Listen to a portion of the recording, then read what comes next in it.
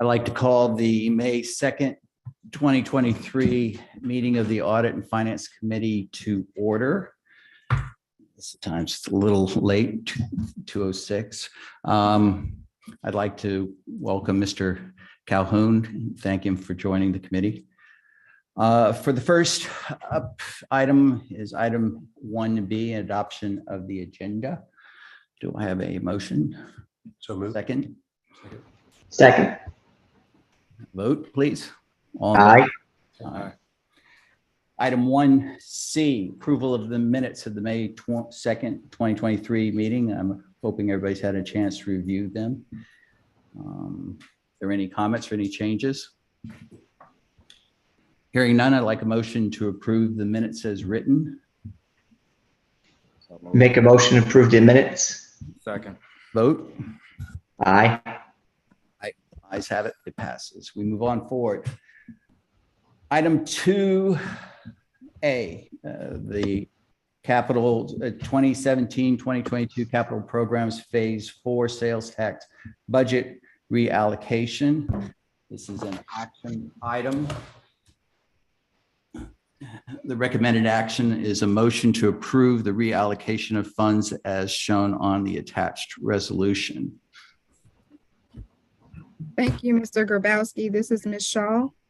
And committee members, this particular item is a request to use excess revenues from our phase 4 capital sales tax program for the use of or design and construction of a competitive track for the North Charleston high schools, being North Charleston High School, Stall High School, Military Magnet, and Academic Magnet. That completes my item. Are there any questions from the committee?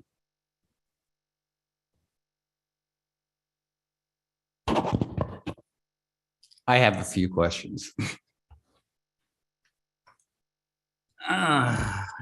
So we're basically drawing down from, well, there was an approved budget and now we have a proposed budget. So I'm assuming that we're seeing some increase in what was originally produced.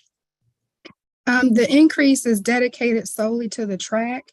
The remaining funding that you're seeing without the increase was for the current regional D4 stadium that's out there now that has the 6,000 seating, press box, concessions, things of that nature. That's the original amount that you see in front of you.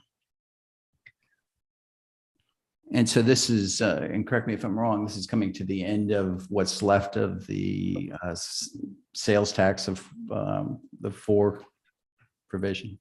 Yes, sir. I have no further questions. Hearing none, I'd like to make a motion to move to approve the reallocation of funds to the board as shown on the attached resolution. Do I have a second? Second. Have a vote? Aye. Aye. Any nays? No nays. Hearing none, we move forward. The motion passes. The action moves on to the board for further consideration. Next.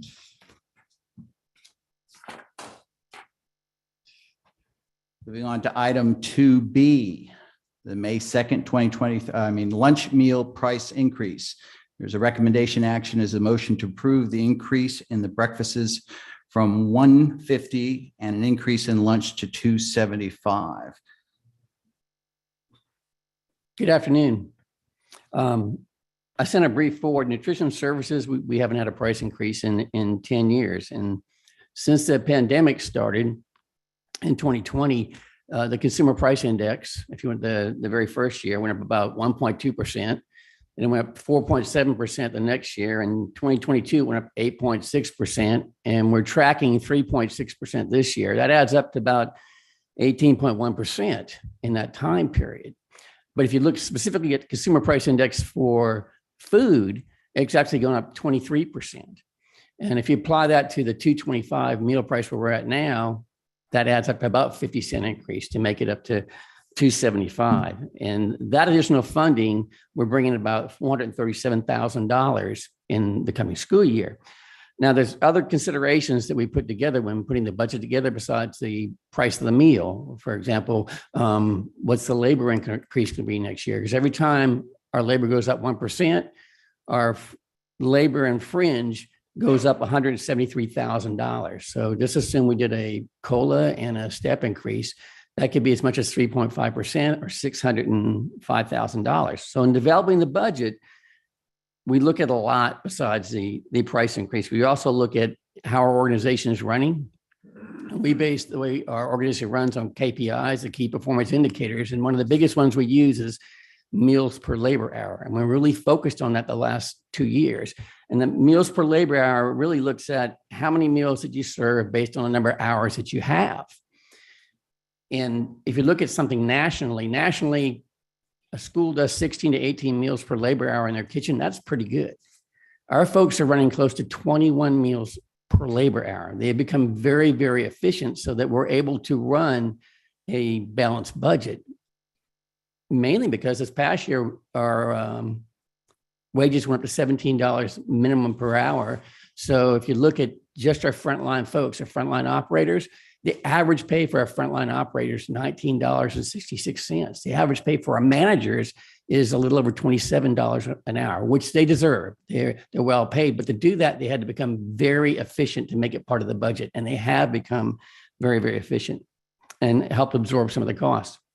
Now, there are a couple of bills that are going through. One state bill, S-148, you may have heard about, where the state wants to make up the difference so that all children could eat free, has been stalled. So it hasn't had any attention since January 10th. But on the federal level, which I'm more excited about, is the School Meal Expansion Act, which was introduced by Representative McGarvey, HR 2567. It's been referred to the House Committee on April 10th. So it is getting some action. And if that goes through, what that does is, if it stays in the present state, it allows us to increase the multiplier on what's called community eligibility provision from 1.6 to 2.5, which means that if that happens, our entire district could go under CEP and all the kids could eat free, which is extremely valuable. Right now, neither one of those is passed. So now we're looking at how do we balance our budget for next year. And one small part of that would be putting a price increase in. So we are balancing our budget. Now, one last thing, we are extremely proactive in ensuring that all of our kids that qualify for free and reduced meals, that we get them under the free and reduced meal program. For example, we actually do outreaches in the community. Last year, we were in 4 what we call pockets of poverty in Mount Pleasant in the community getting free and reduced applications. So we just don't sit there waiting for them to come in. We actually go out and help these families fill out the free and reduced applications. And we'll do it again this summer. Thank you. Thank you, Mr. Campbell. Any questions from the committee? Yes. First, what was the HR bill again? Was it, you said 2557 or 67? 2567 is the HR bill. It's called School Meal Expansion Act. And how many students will it impact in Mount Pleasant? If we would have raised. Well, if you count, if it goes through, it can impact, let's say, 17,000 students. Our price change, how many Our students? price change, it'll impact 17,000 students. So 33,000 students next year will actually be under the community eligibility provision program. So all those students will eat meals for free. It'll impact 17,000 students. But within those students, you've got a lot of students that already qualify for free and reduced meals. So about 14% of those students already are under the free and reduced program, and we will go out and make sure that every child that does qualify is on that program. Okay, and lastly, if this were to go through, the reduced meal rate won't go up at all? No, sir. Okay. It would stay the same, and we don't expect to come back for 3 years. Excuse me, not really hearing the questions that's being asked from the room. Sorry about that. That's all I have. Any further questions from the committee? Yeah, Just for clarification, so the increase on prices is only affecting the schools that are not in the community program, correct? So that all other schools would stay, for those students, since they're already free, the prices wouldn't change. It would only change for those schools in Mount Pleasant, correct? That is correct. Well, I Well, think it's Butte and Academic Magnet. Mount also. Pleasant Butte Academic Magnet School of the Arts, which again, those run around 14% directly certified students. And I guess I'll ask the question differently. What's the percentage of students at those schools that are under the free or reduced program? That are directly certified, Mhm. over 60%. 60? So if, assuming that we're able to fully utilize as best we can the free and reduced lunch programs, what's the pushback internally versus raising this price further? Because two things: one, the increase you're doing has not kept up with inflation over the past 10 plus years, and you also said you don't expect to raise it again soon. So we're looking at the next 10 years, and also comparing this price to what it actually costs to feed. You can't buy breakfast for $1.50 anywhere. So I guess where I'm going with it is, should we be increasing further than this, so long as we're not discouraging people from buying the food because they can't afford it? And if our free and reduced lunch programs are they not adequately covering people? Will we lose people who won't eat if we raise the price further, I guess is what I'm asking. If you raise it further, potentially you could lose families that won't eat. But as far as keeping it stable for the next 3 years, we're very strategic about how to save funds. There are a lot of additional funds out there in the commodities that a lot of districts leave on the table. We get those commodities. So that's why we don't need to raise it even more. Or strategically, when we look at a company that they're shipping a 10-pound box of ground beef to us, we go to them and say, can you ship a 40-pound box of ground beef? Because instead of paying the delivery fee on 10 pounds in 4 cases, we're paying the delivery fee on 1 case, and we save money. And in some cases, just on ground beef, it'll save us $17,000 in a year. So we are looking for ways, even now, to save money down the road. So as far as your cost saving methods, have the quality of the food went down, and does that affect the entire district? So the entire district is a very good question. The menus are exactly the same. So for example, our whole muscle chicken sandwich, we weren't able to get hold of the whole muscle chicken sandwich for a very long time. Now that's just come back.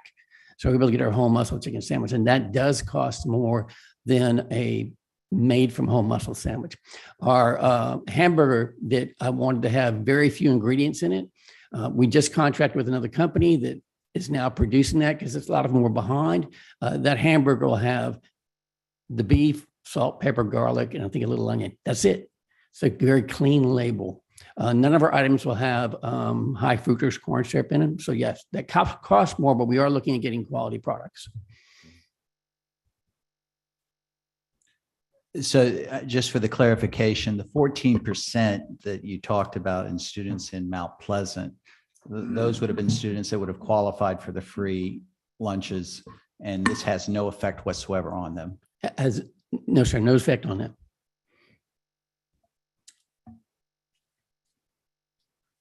Do I have any further questions from the committee or any board members that are attending? This is Carol Temple. I get what's happening here. The part that I don't like is that we're having to ask some of our students to pay for their lunches when other students in comparable households are getting free lunches.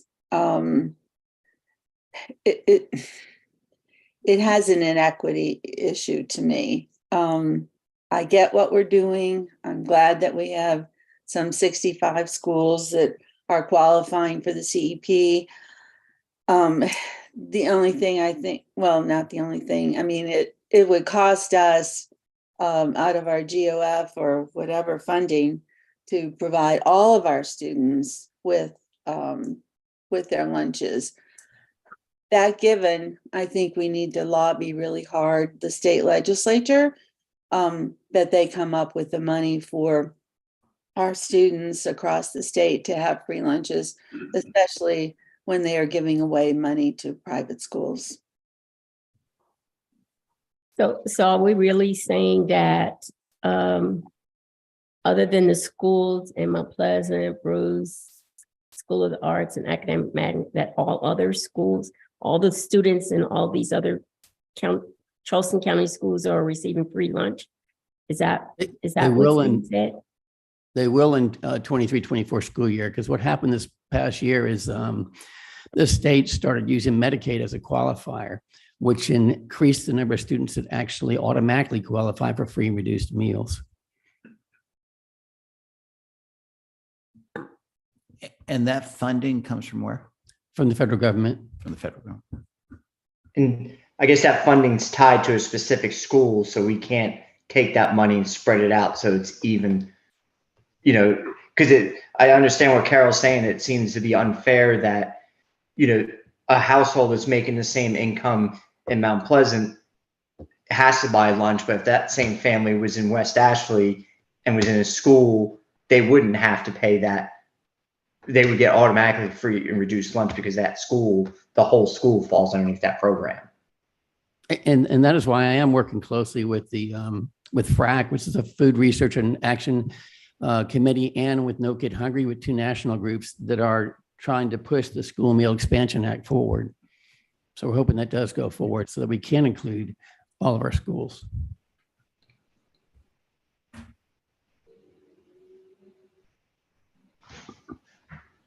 Any further questions? So are there different menus at different schools, or is the menu determined countywide? How are the menus determined for these schools? A very good question. The menus are the same, whether it's just elementary school level or middle or high school level. Middle and high are pretty much exactly the same. But if you're going to go from one end of the district to the other, the menus are the same.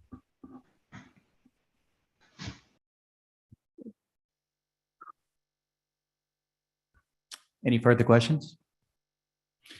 Hearing none, I'd like to make a motion to recommend that the motion be passed on to the board to approve an increase in breakfast for their consideration to $150 and an increase in lunch to $275. Do I hear a second? Second. We have a vote? Aye. Aye. Any nays? Hearing none, the motion passes and we move on to item 2C, approval of projects greater than $250,000. Ms. Carlin. Thank you. Good afternoon, Audit and Finance Committee. So the May 2nd listing consists of purchases of Chromebooks, digital content for elementary and middle schools from multiple vendors, as well as CM increase for some facility maintenance projects. And the total is about $15.6 million. And this is through May 2nd.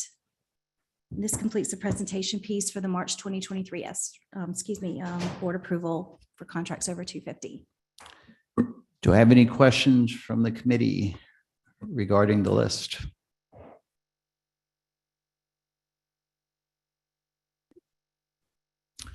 Any questions from any attending board members for clarification?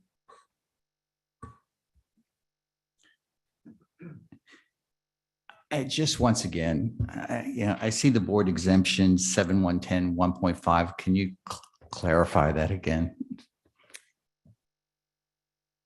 The justification under the solicitation, it says board exemption 7110, because it seems to apply to all the learning services requests. Well, as you know, Mr. Grabowski, there are certain items for purchase under the procurement code by the state that are exempt from competition, and many of the learning services purchases fall under that exemption.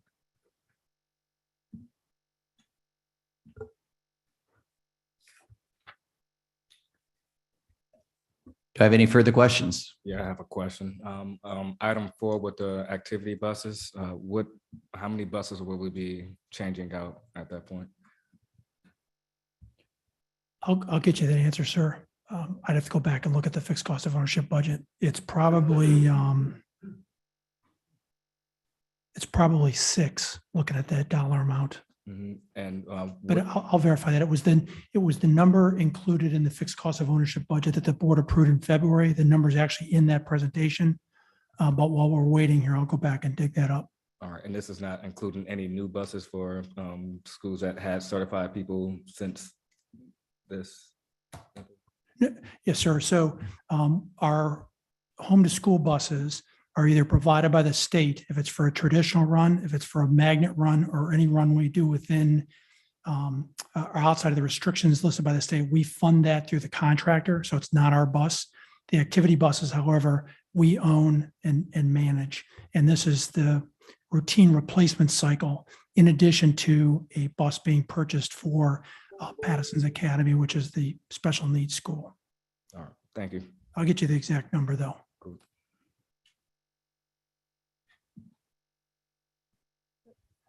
The only question I really had was on item number 8 with iReady. And once again, I think this is just not understanding, the full use of iReady. I was under the assumption that it was more of an assessment tool. I didn't realize it appears from this that it seems to be part of a curriculum tool at the same time. Thank you for that, Mr. Gorowski. Yes, sir. There is a portion of iReady that's adaptive content that supports learners. And then there is another piece of it that provides that formative assessment opportunity for students. There are both pieces. That's a good catch on your part. Thank you. Any further questions? Hearing none, I'd like to make a motion to move to the board to consider to approve the projects on the attached list of approval projects over a greater $250,000. Do I have a second? Second. A vote? Aye. Aye. Any nays? Hearing none, the motion passes. And we move on to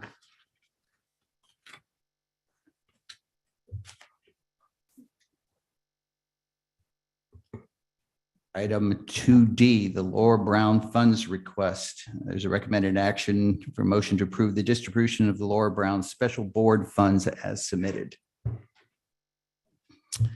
Ms. Denny.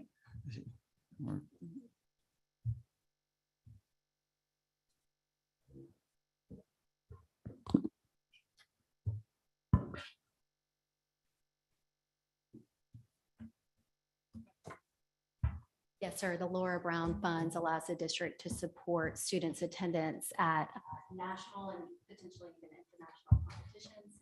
This year, we have funding requests for Academic Magnet, Wando. I'm sorry, there are 2 others. I didn't bring my computer up here with me. You should have those in your Lucy packet. Beckham. School of the Arts. Thank you. Lucy Beckham and School of the Arts. I School. appreciate that. Sorry about that.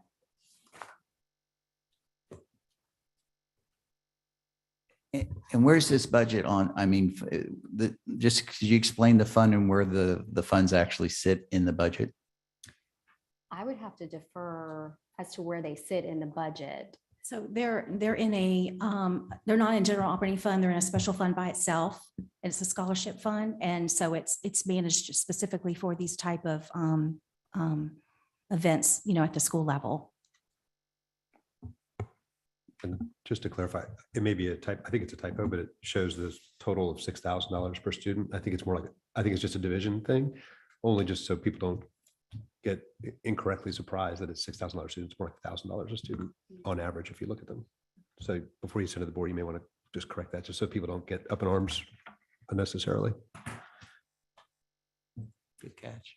Do you have any questions from the committee? How do you determine the chaperone to students ratio? Like I'm looking at one for the International Sea Perch Challenge, where you have You're going to College Park, Maryland. You have proposing to pay for 2 chaperones for 1 student. So that request came from the school level. I would make an assumption that the school is using the field trip chaperone ratio. So you have two chaperones student on your field trips. Miss Denny, if I may, sometimes, thank you so much for that question. Sometimes on the school side of the house, we have individual unique needs of students that have to be considered when we make provisions for them to attend field trips. It's never our intent to exclude any child because of special needs or disabilities they may have. And because of such needs, sometimes students' individual plans or other plans that we've made for students require individualized supports for them.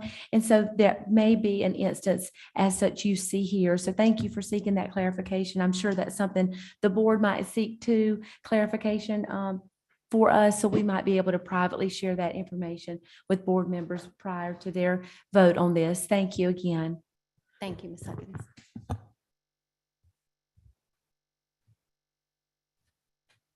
And this will be a reimbursement, or are they getting the money up front and then turning in the receipts afterwards? Up front.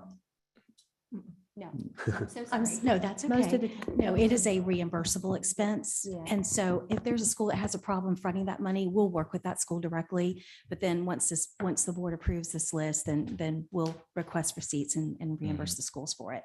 All right, and the school made the travel arrangements, or did the individual chaperones make the travel arrangements? That's a good question. So again, thank you for that, Mr. Calhoun. The schools typically make all the arrangements to travel, and they abide by certain ratios based on student needs, and then they arrange everything and book, and then they either ask us for the money up front, and in some situations ask for reimbursement post-trip. Mhm. And with that, so the money will come out of the school budget and then we put it back. on? Yes, sir. Typically that money comes out of our school-based budgets.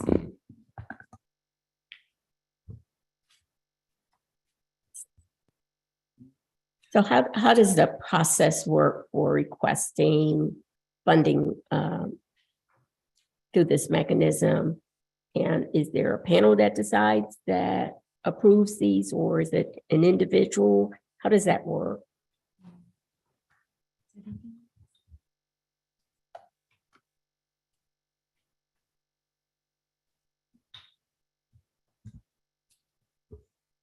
We haven't denied requests that are made. As long as the funding is there to support the request, the request is approved.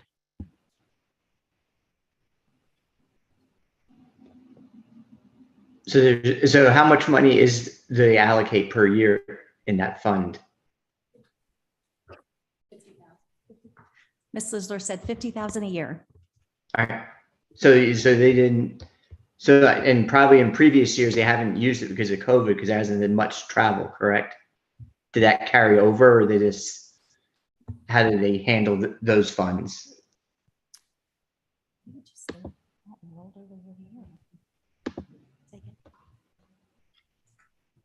It doesn't change. It's Change. still at the 50,000 per year. Mhm. So this. And every school in the county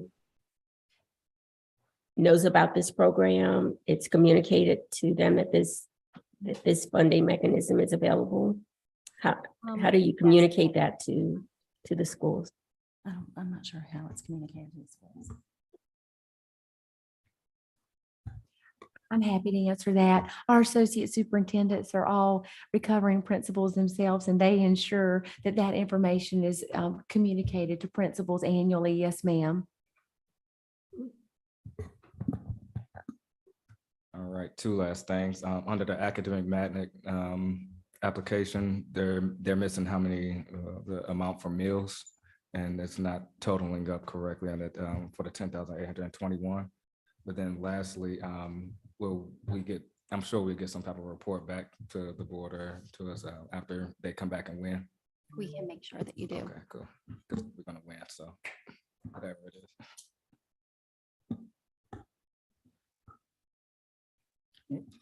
And just to clarify, so this is a protected fund within the budget, so any carryover and everything would accumulate in, and then we budget $50,000 a year Yes, sir. to be used. And this year, we're using only 37, so Exactly. carryover following year.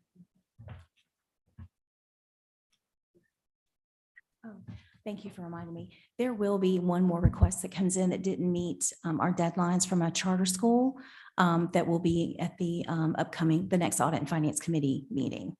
So just as a FYI.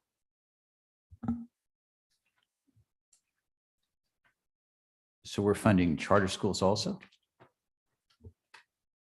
Yes, sir, I believe we are. If the board approves it.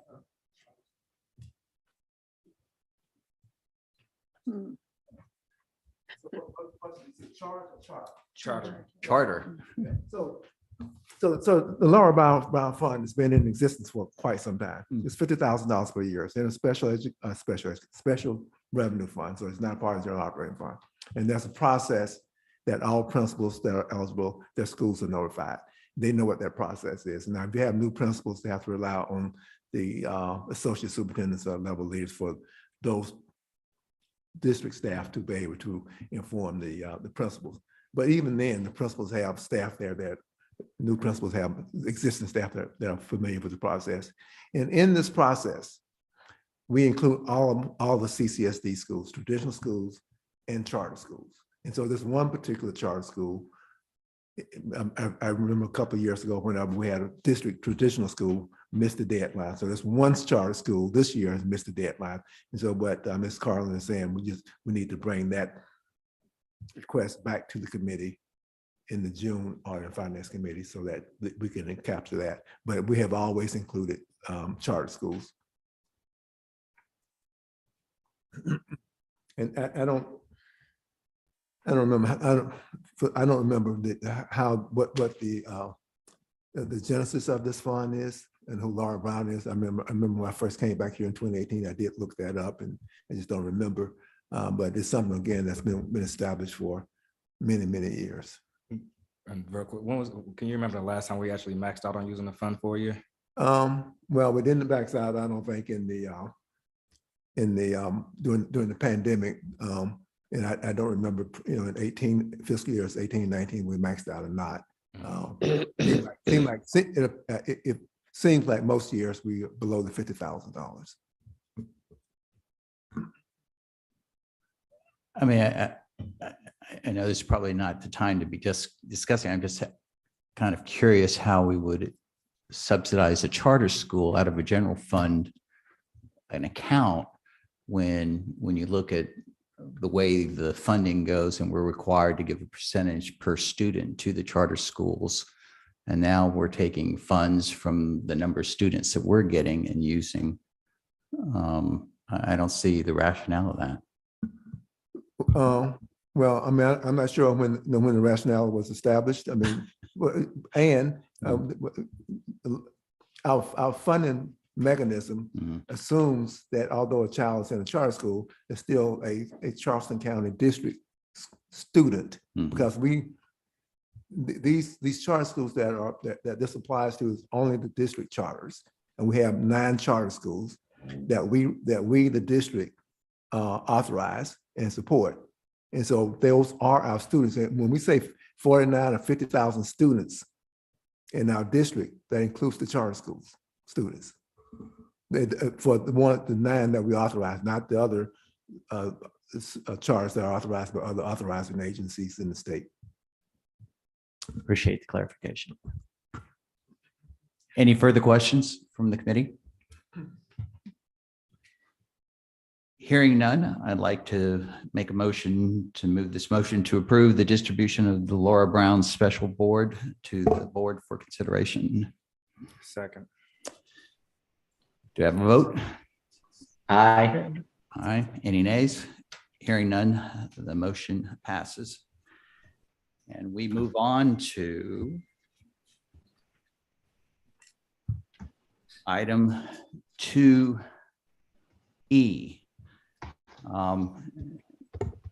This, before I get to, this is a motion to approve the first reading of the F-24 budget using a 7.1 mil increase. And for the committee's knowledge, before we move on to any discussion on this, this change was made yesterday to the agenda, and the documents were produced, I think, pretty much later on in the evening and throughout the night.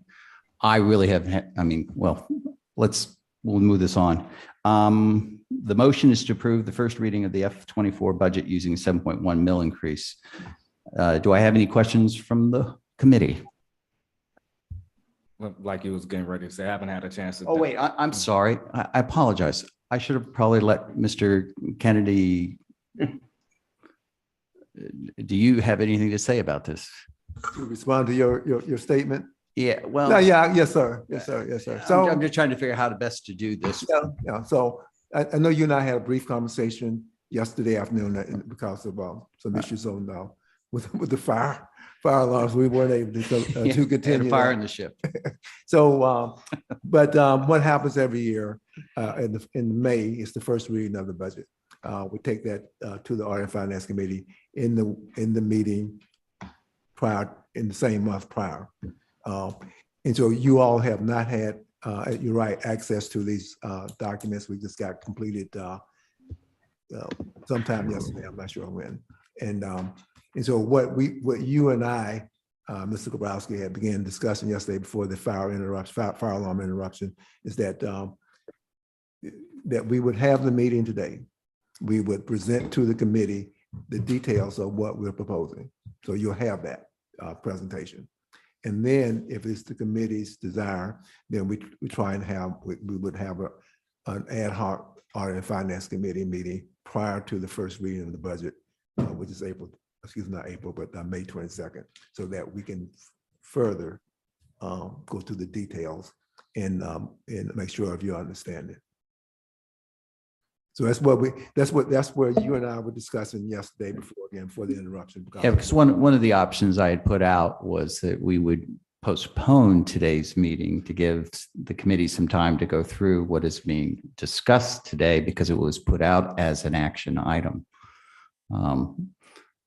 If it had been put out as an information, I probably wouldn't have had as near of concern, but the second you put out it as an action item, I had a lot of concern, because it's a lot of, even not being the budget, without the budget, it's just a segment of the argument for the budget, as I understand it. Yeah, and so the committee certainly does not have to take action today, but you should take action before the 22nd of May, and hence the recommendation that we have an ad hoc committee. And I understand, and and also just to point out, I do have a concern if we just give you these financial documents and with an expectation that you would understand them.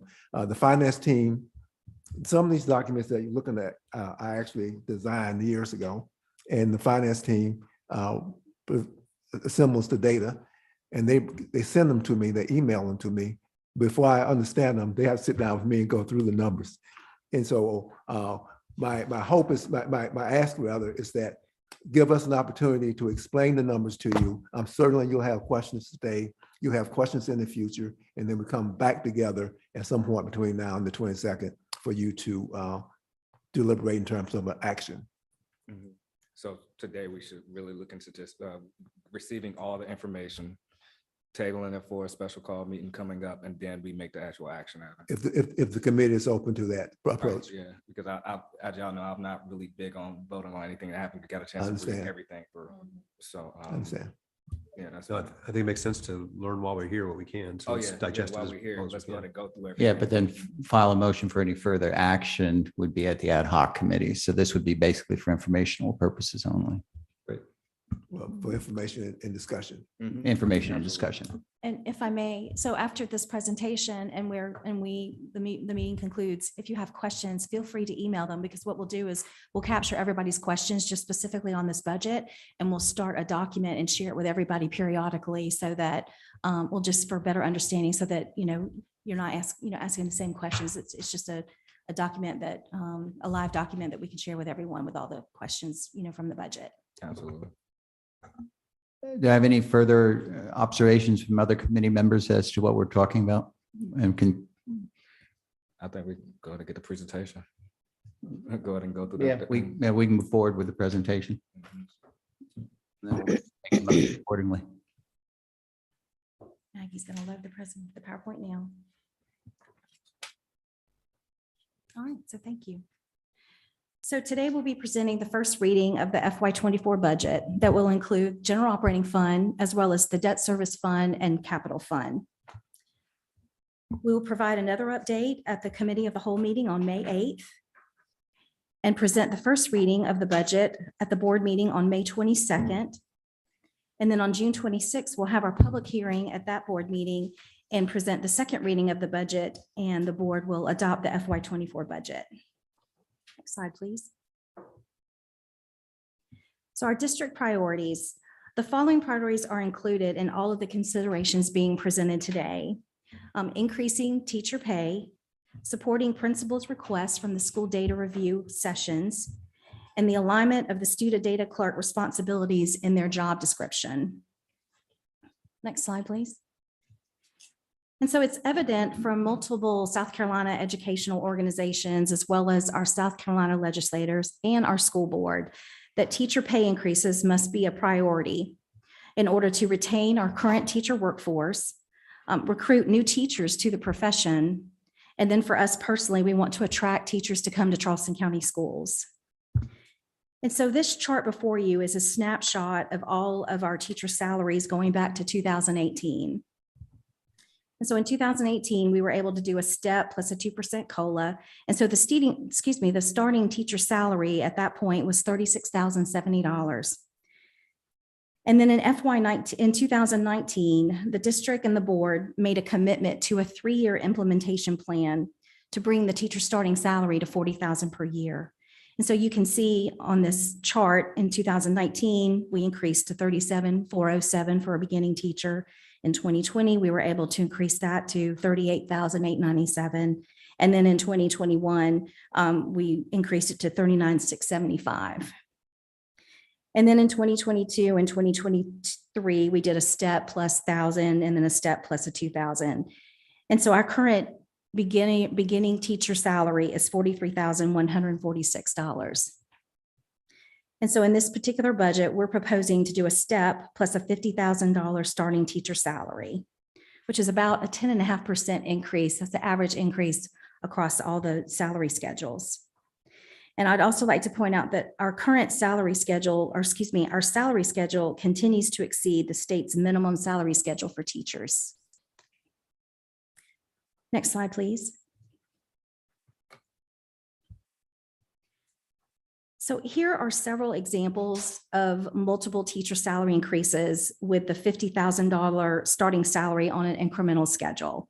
So I'll just cover a few of these. So for right now, in this first subset of data, a bachelor's step 0 is starting out this year at $43,146. So with this new schedule, they would actually go up $7,782 in their FY24 salary. Going from a step 0 to a step 1 would be $50,928. That's an 18% increase, which is an increase we've never been able to do for our first year teachers. So going to the second subset of data, looking at a master's step 5, right now they're at a salary of $53,391. And based upon this FY24 salary schedule that we're recommending, they would go up to $60,440, which is that's a 13% increase for a salary increase. And then the next subset of data, let's look at the doctorate step 10. So right now they're currently at $67,770.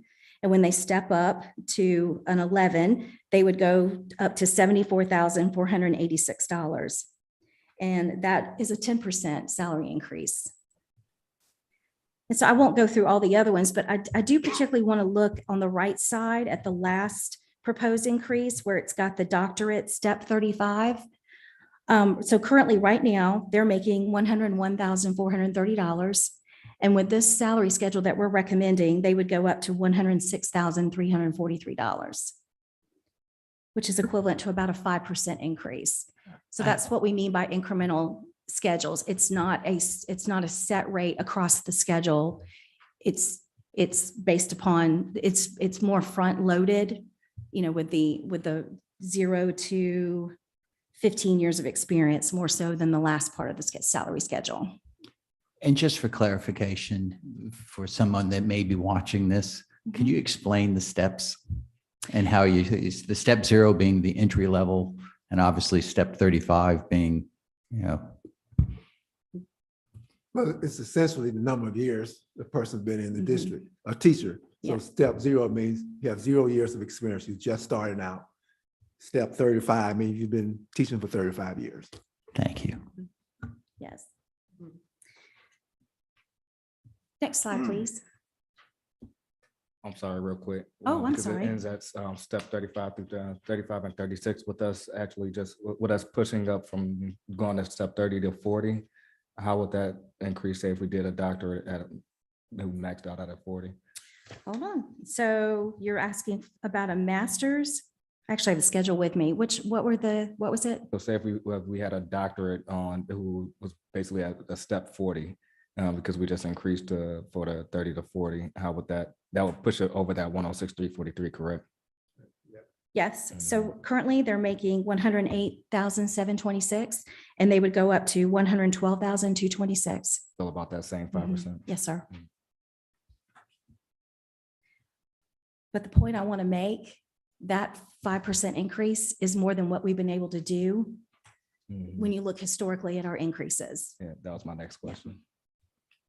And so also, so Jackie talked about it's incremental, that's front loaded.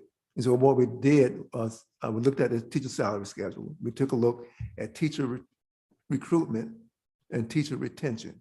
Where are the points in a person's career that they make a decision? So before a person decides to come into teaching, they make a choice, come out of college. I'm going into teaching, I'm going into something else. And so we front loaded the salary increases for the first 4 or 5 years to entice the people to come into the profession. And then later, as they get close to making a decision at around, I think the vesting for the state retirement is around, bills are 8 or 10 years. 10 years. 10 years. So, in any career, when someone's looking at, am I going to stay in this career? Or am I going to switch careers? There are decisions points they have to look at. One is, when do I lock myself in terms of retirement? And so this is getting close to the 10-year point. So we made that higher also. And then as Jackie indicated, we also had increases of roughly 5% at the latter half of the careers. And plus the board recently made sure that for teachers that have been in the profession from 31 to 40 years, to your point, Ms. Calhoun, we're also making sure, because prior to this year, they were not covered by these step increases, the dollar amounts. So the biggest increase would be from 0 to 5, and then from 10. Yeah, so from starting salaries up to sort of like reaching the third to the midpoint of a person's career. So at the beginning to help with recruitment, bring people into the profession, and then later on try and entice people to stay for retention in the profession. Bill, question for you. I'm sure knowing in the past you guys have done this, but it might be helpful when this is presented to the board to have some of the comparative benchmark data from some of the other districts to see where, I think everybody's very aware of how difficult it's been to attract and retain teachers, but perhaps giving some data points. And I know there's numbers paralysis. We show every step for every position, but if you could maybe pick just a few data points in a few districts to show how our comp is going to compare to some of the key peer districts. We will do that. And I'll always also say that in addition to comparing to peer districts in the state of South Carolina, we probably need to select 2 or 3 districts that are Completely where agree. where the economy is comparable to Charleston. Completely agree. Outside Because the that's, state. because that's also who we're competing against for teachers, right? And so I know my last point on this slide is, I know some of you are probably wondering why we just didn't do a flat percent across every cell, and we did. We looked at that. HR put that together for us.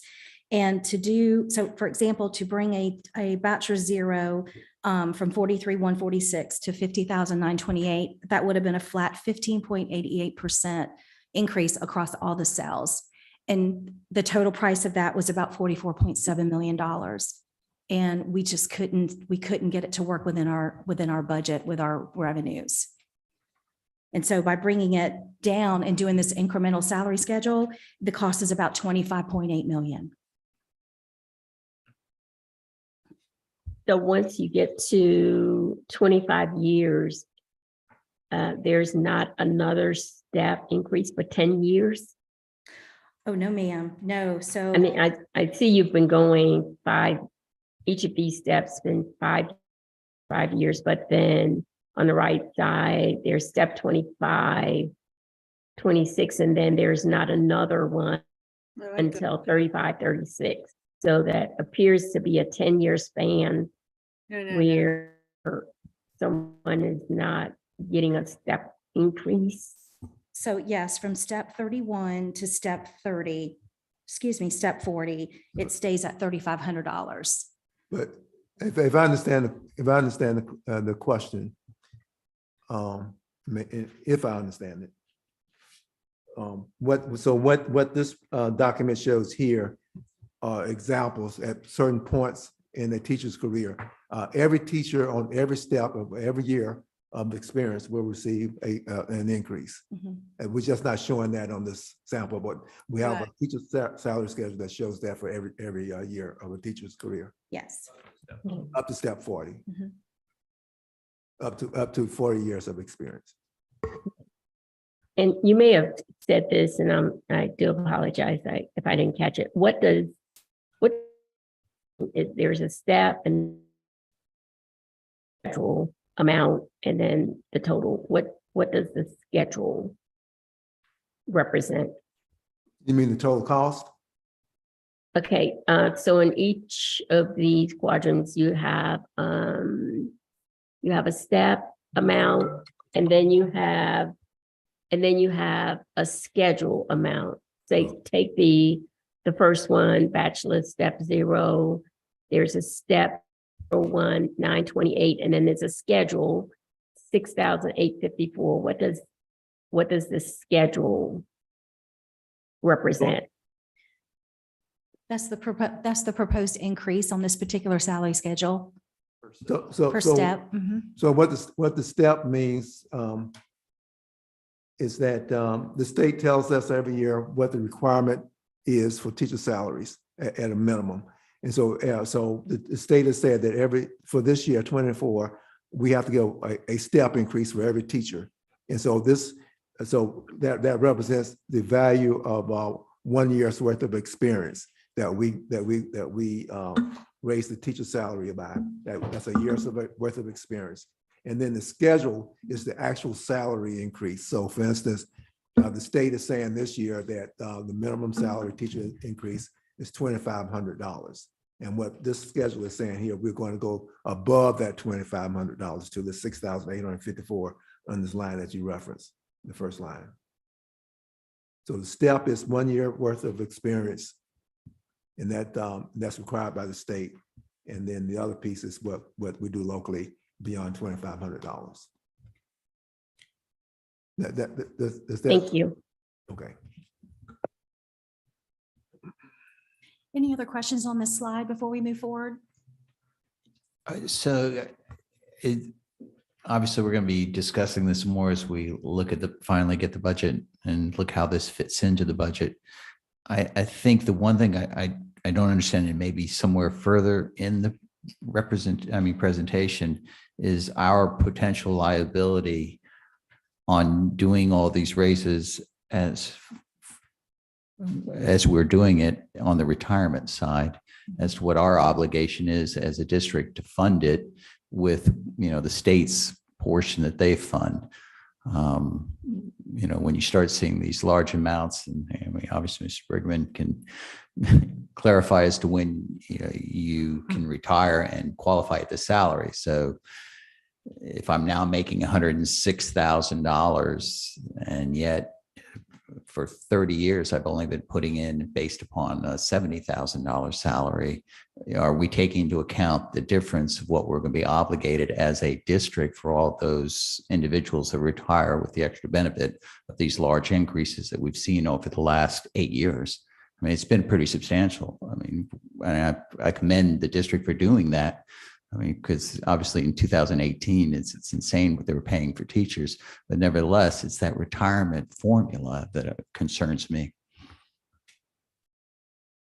Okay, so the costs that are captured in the proposed budget for 24, as any budget that we bring to the board, we have brought to the board in the past, captures not just the salaries but also the fringe benefits. And you'll see later on in the presentation, it shows how much the incremental increase is for retirement that's required by the state for us to pay.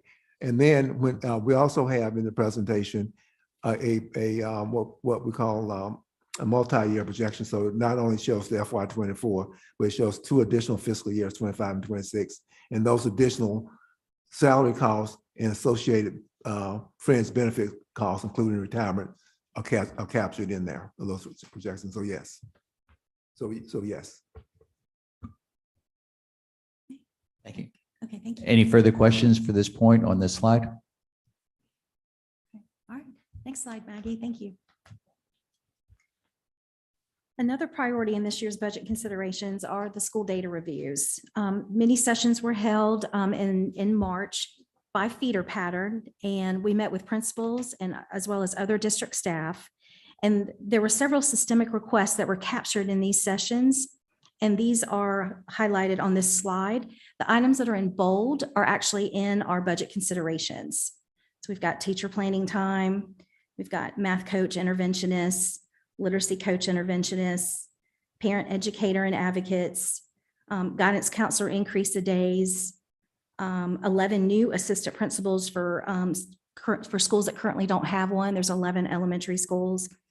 Aligning the data clerk position to reflect 21st century technology complexities in their job description, and then sustaining Title I positions due to funding loss.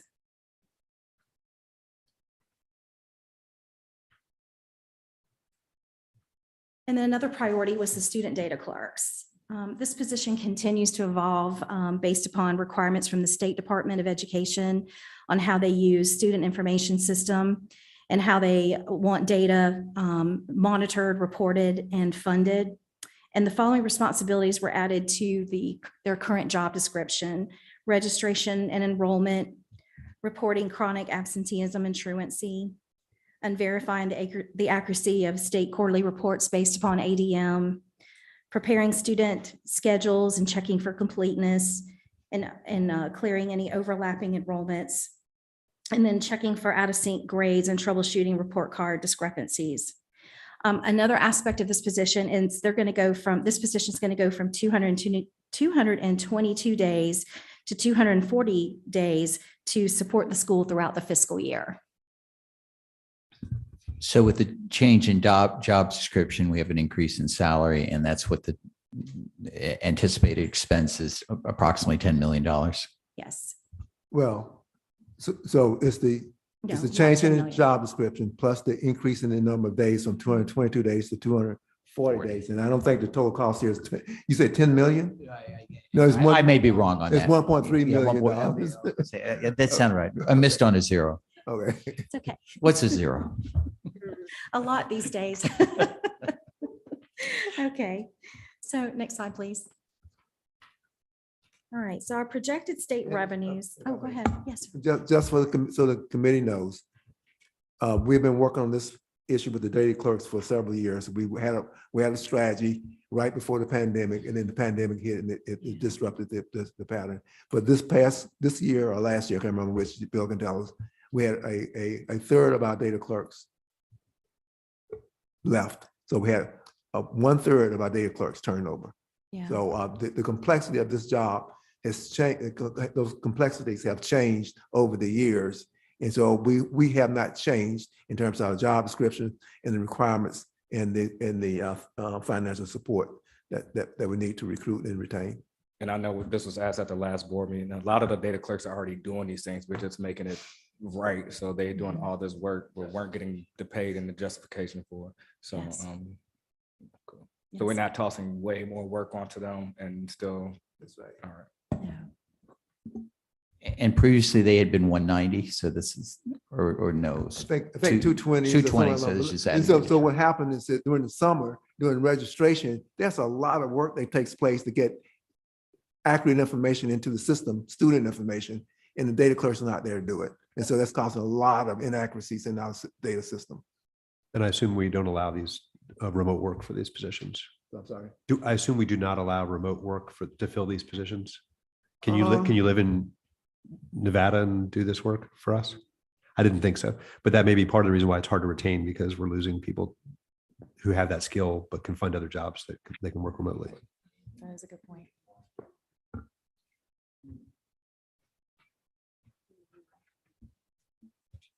But they also, the data clerks are sitting there in the front office. And so they're very visible to parents that are coming in and others that need support. And so, but the point is good. All right. So projected state revenues. This is the same slide I presented at the board meeting, but I'll just go through it again. We're still using the House version from March 17th. And so what we did is we did a comparison from May of last year to March of this year with the House version. So when you look at the first line, the 3103 education funding, the difference between these two versions is about $9.2 million. And so at first sight, it appears like it appears that we're going to receive $9.2 million in additional revenue for this line item. But what we have to take in consideration is there are two funds that did sunset. That's Fund 338 and 397, which is at risk and aid to districts. And we still have expenditures that are tied to that body of work. So we have to immediately make sure that we cover that, even though those funds have sunset, which is $965,000. And then on the next line, we have the charter school portion that we have to make sure that we put aside, and that's 1.6 million. So the new available funding for education funding in GF is $6.7 million. The same with the next line item for EIA. The state has rolled up several funds to fall under this line item before they were separated out. And even though it's rolled up into this, we have to make sure that we capture those budgets because once again, we have expenditures tied to those funds. And so even though we received an additional $4.6 million, we have to back off about $4 million to capture those 900 funds that have expenditures tied to them. So really our available EIA funding is about $576,000.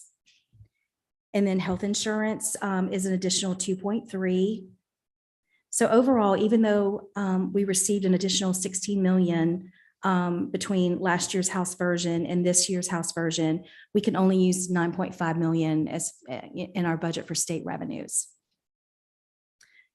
And all of our recommendations for teacher salary increases are higher than the $16 million number.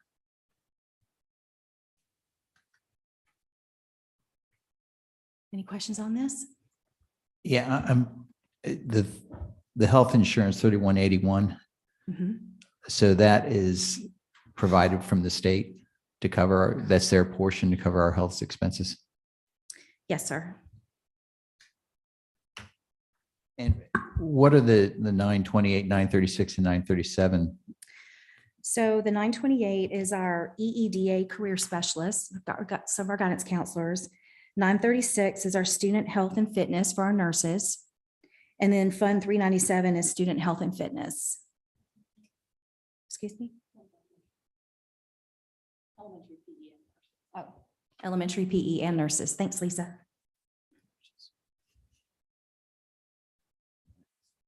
Okay. Okay, next slide. Okay.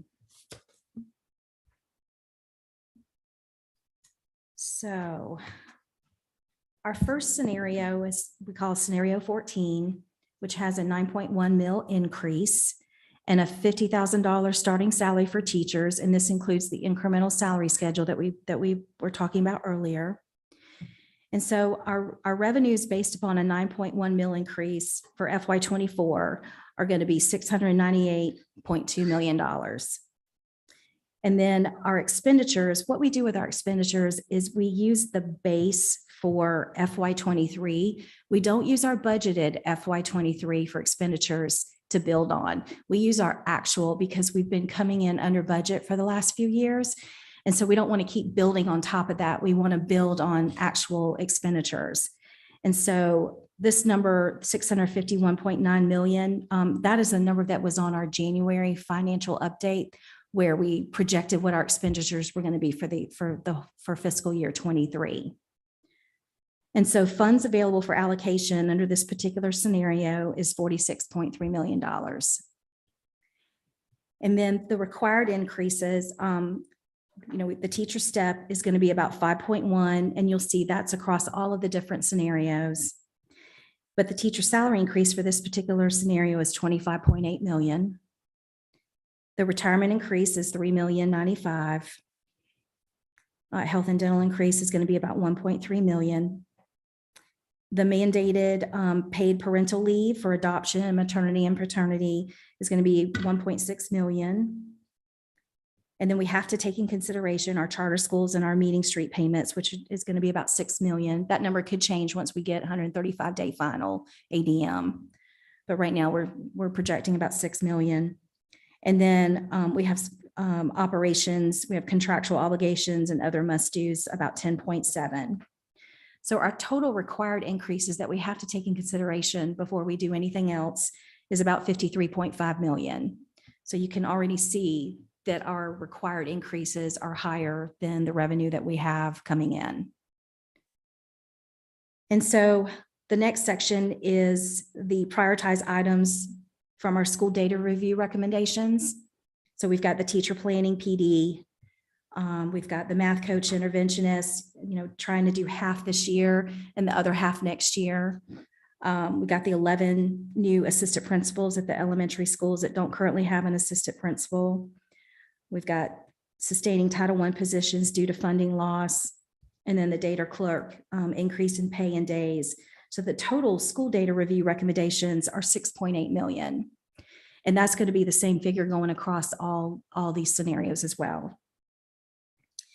And then we have learning services expansions are about 2.1 million. And then we have net positions gained due to the FY24 enrollment projections. They're just right around 4 million. And then on the next page, we've got our other considerations. These are other things that we would like to, do in our budget.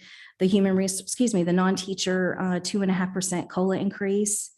This includes all of our principals, assistant principals, directors, executive directors, et cetera. That's about 5 million. And then we are seeing an increase in our insurance premiums on property. So that's coming in around 1.2 million. And then an increase in outsourced legal fees at 600,000. So our total other considerations are 6.8 million. That's going to carry on across all the other scenarios as well. So our total FY24 expenditure request additions for this particular scenario is 73.2 million. And remember on the prior page, we brought this over on this page, but it's projected additional funds available for FY24 is 46.2 million. So the remaining needed to balance is 26.9. That's what we're upside down on, so to speak. And so our strategies to balance, we did a mid-year spending freeze this month, in April, that was equivalent to about $2.7 million. And we are looking at eliminating departmental positions for fiscal year 24, which is going to be about $8.4 million. And then we're looking at non-salary budget reductions for FY24, which is 7.5 million. And then we've went ahead and added in local revenue increase. I think I explained this last time. Right now, we're using last year assessments to project local tax revenue. So in a couple months, probably in the fall, we'll get more updated assessments based upon their tax bills. And there's usually a $3.5 million difference between those assessment differences. And then for this particular scenario, we're recommending use of fund balance for additional FY23 savings at 4.8 million. So total strategies to balance are about 26.9. And so we were able to balance this budget based upon all of the requests and the must-dos and strategies to balance for scenario 14 with a 9.1 mil increase. Okay. So going back to the prior slide, Maggie, thank you. Scenario 15, which was the 14.5 mil increase with a teacher starting salary of 58,000 and using the incremental salary schedule. The projected revenues are 713.5 million. And then looking at the base expenditures for, what we're going to start with for FY24 is 651.9. So we have $61.6 million in funds available for allocation. So going to the required increases, the only thing that changed was the teacher salary increase that go to do the 58,000 with a starting incremental, to do the 58,000 starting teacher salary. And then using the incremental salary up to 40 steps, that is $62 million.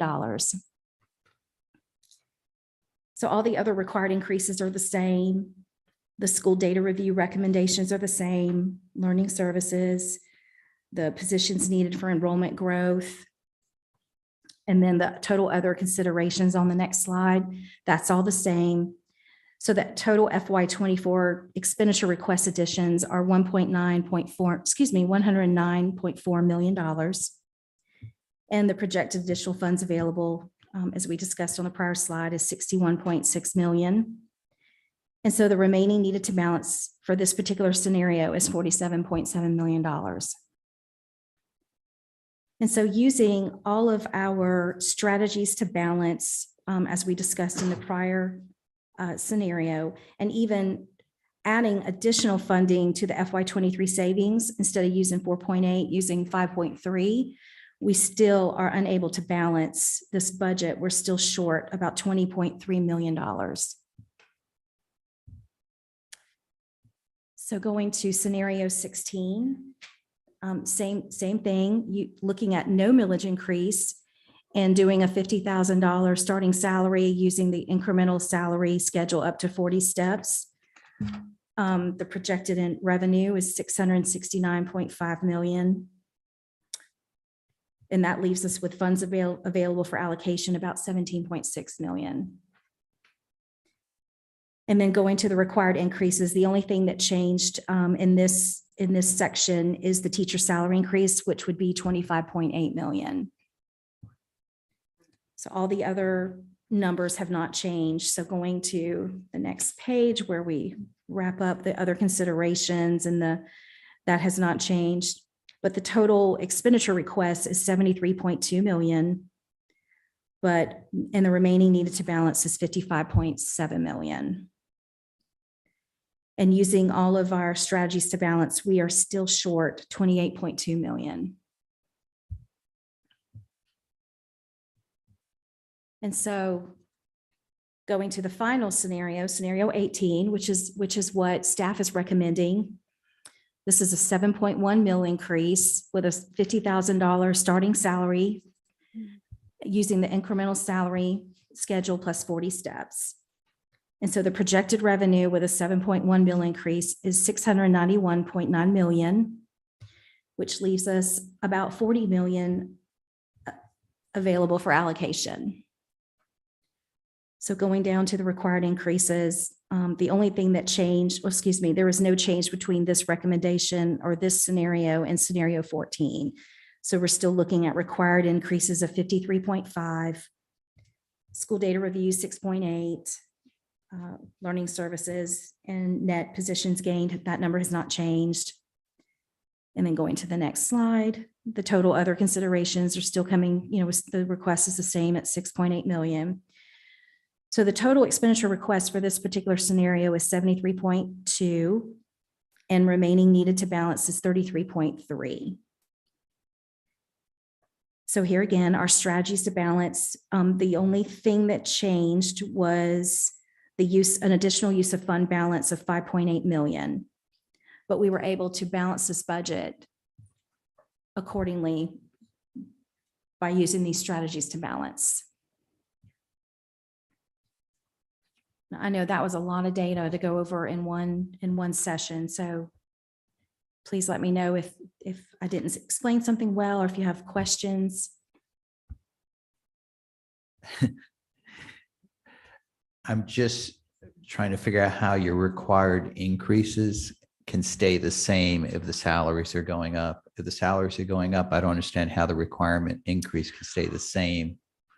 Well, the only thing that changes under the required increases for each scenario is the salary increases. Unless, I'm Unless assuming you- I'm assuming you're asking about the fringe benefits, right? So, Exactly. so the line item that says salary increases includes total compensation. So that would, teacher salary increase would be the salary plus any associated fringe benefits Okay. in one line item.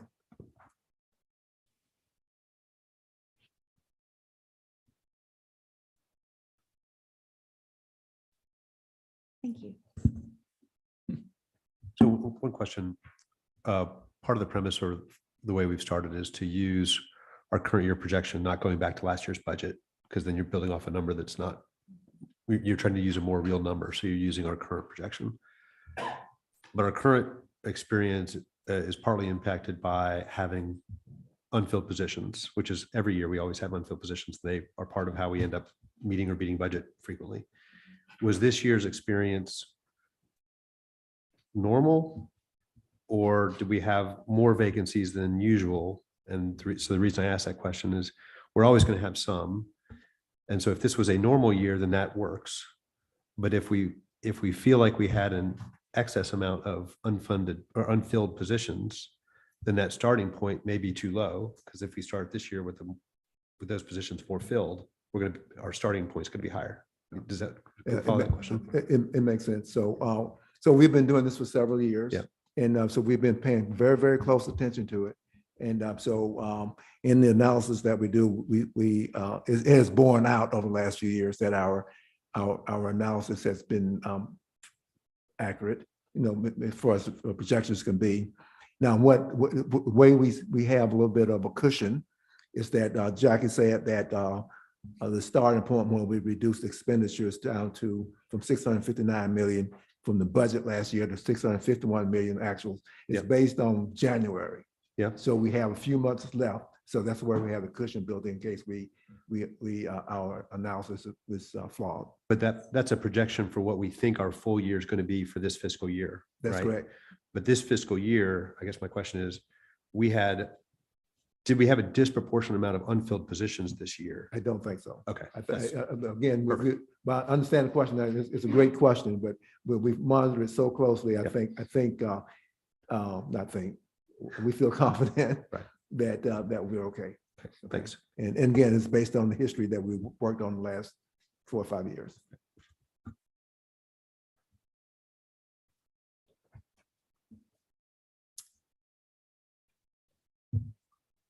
Okay, can you go into a little bit, I'm gonna go from the bottom to the top. Can you go in a little bit more into the non-budget reductions, the non-salary budget reductions?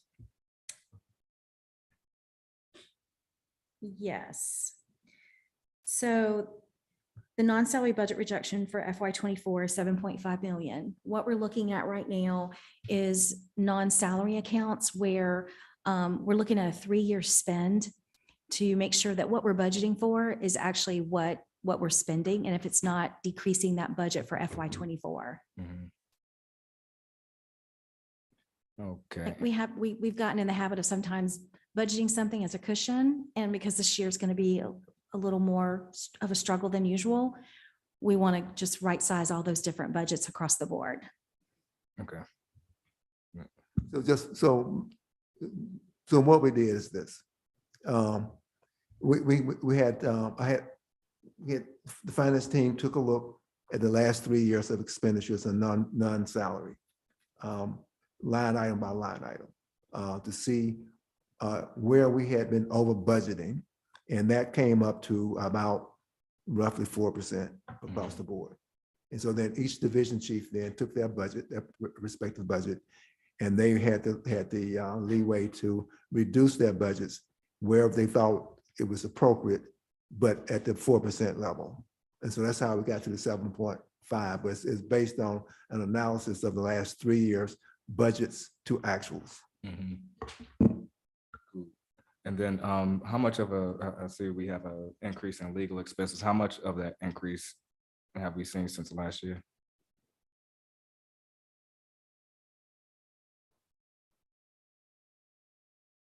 I don't remember, but adding this amount puts it in line with our projection for the last 6 months. We looked at what we were spending this year to come up with that.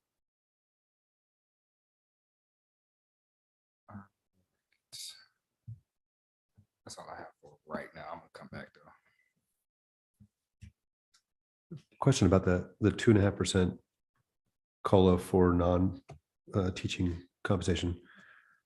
Curious in general, how has that trended? We obviously know we've had the challenge with filling teacher positions, but the rest of corporate America is having trouble keeping all positions. I'm presuming we're troubled that it's hard work to keep those other positions.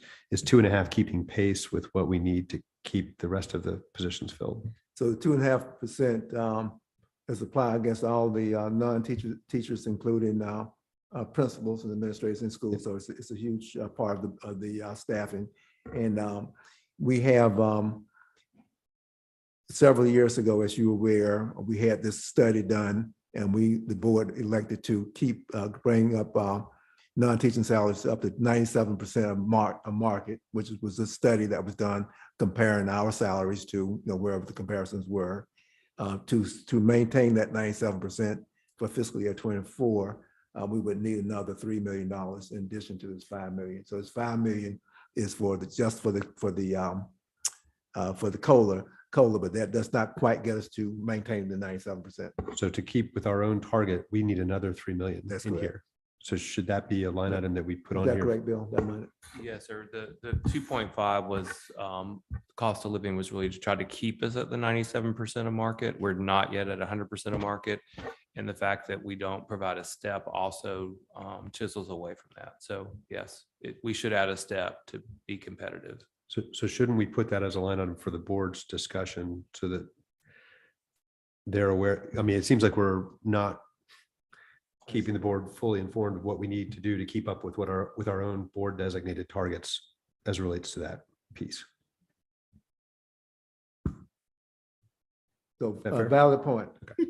Yes, very good point. So we're having the discussion now. When we come back, and if we have hopefully we'll have the ad hoc meeting, then we can factor that into the exact number.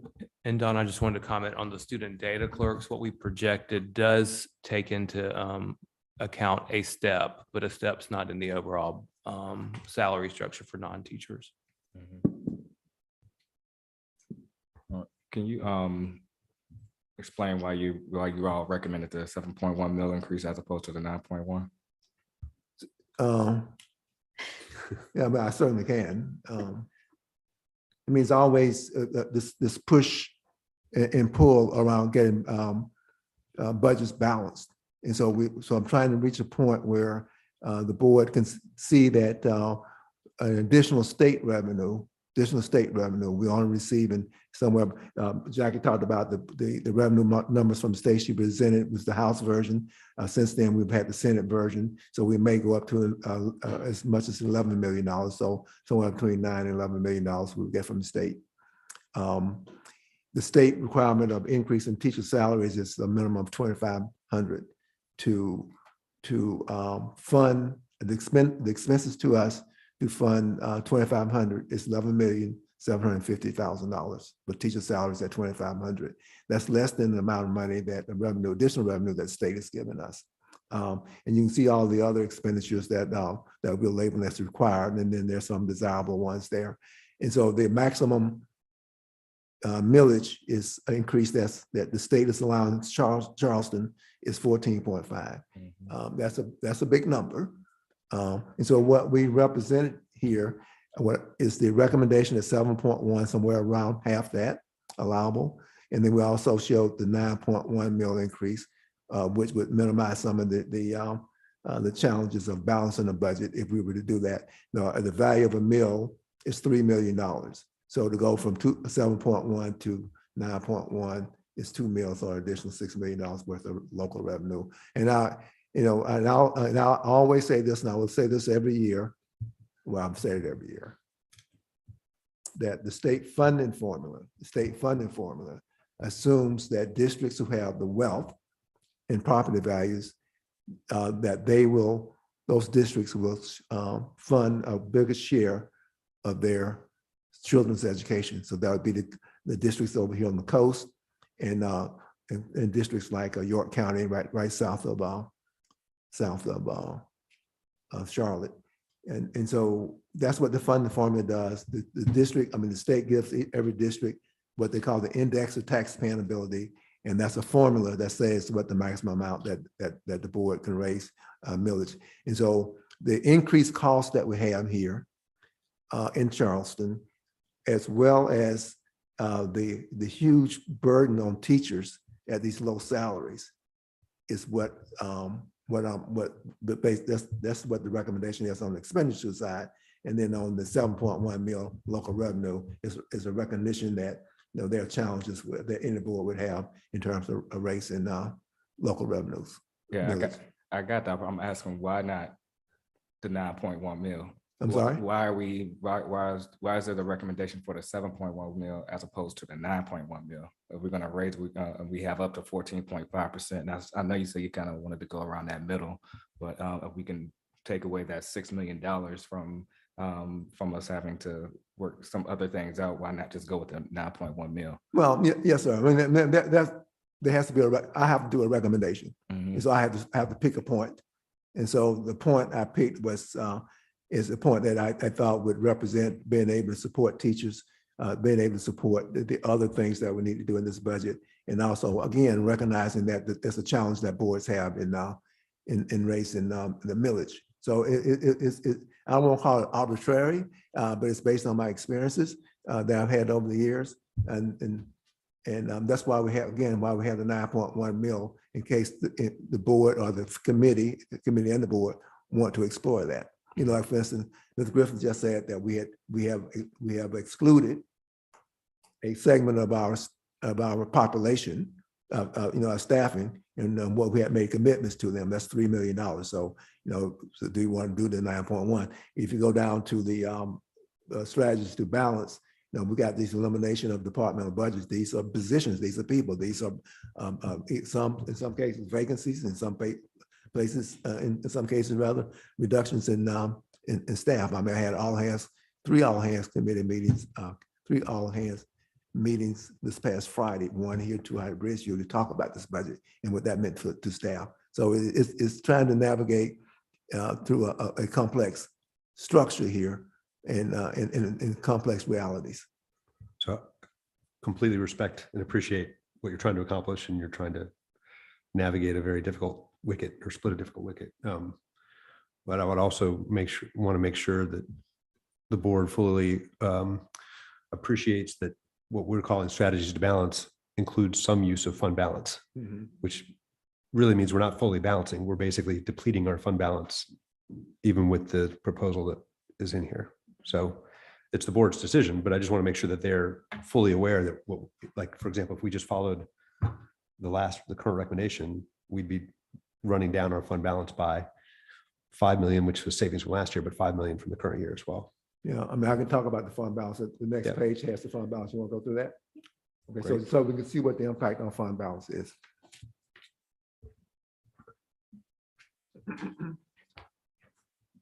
Just a question. So you have identified what positions you're proposing would be eliminated?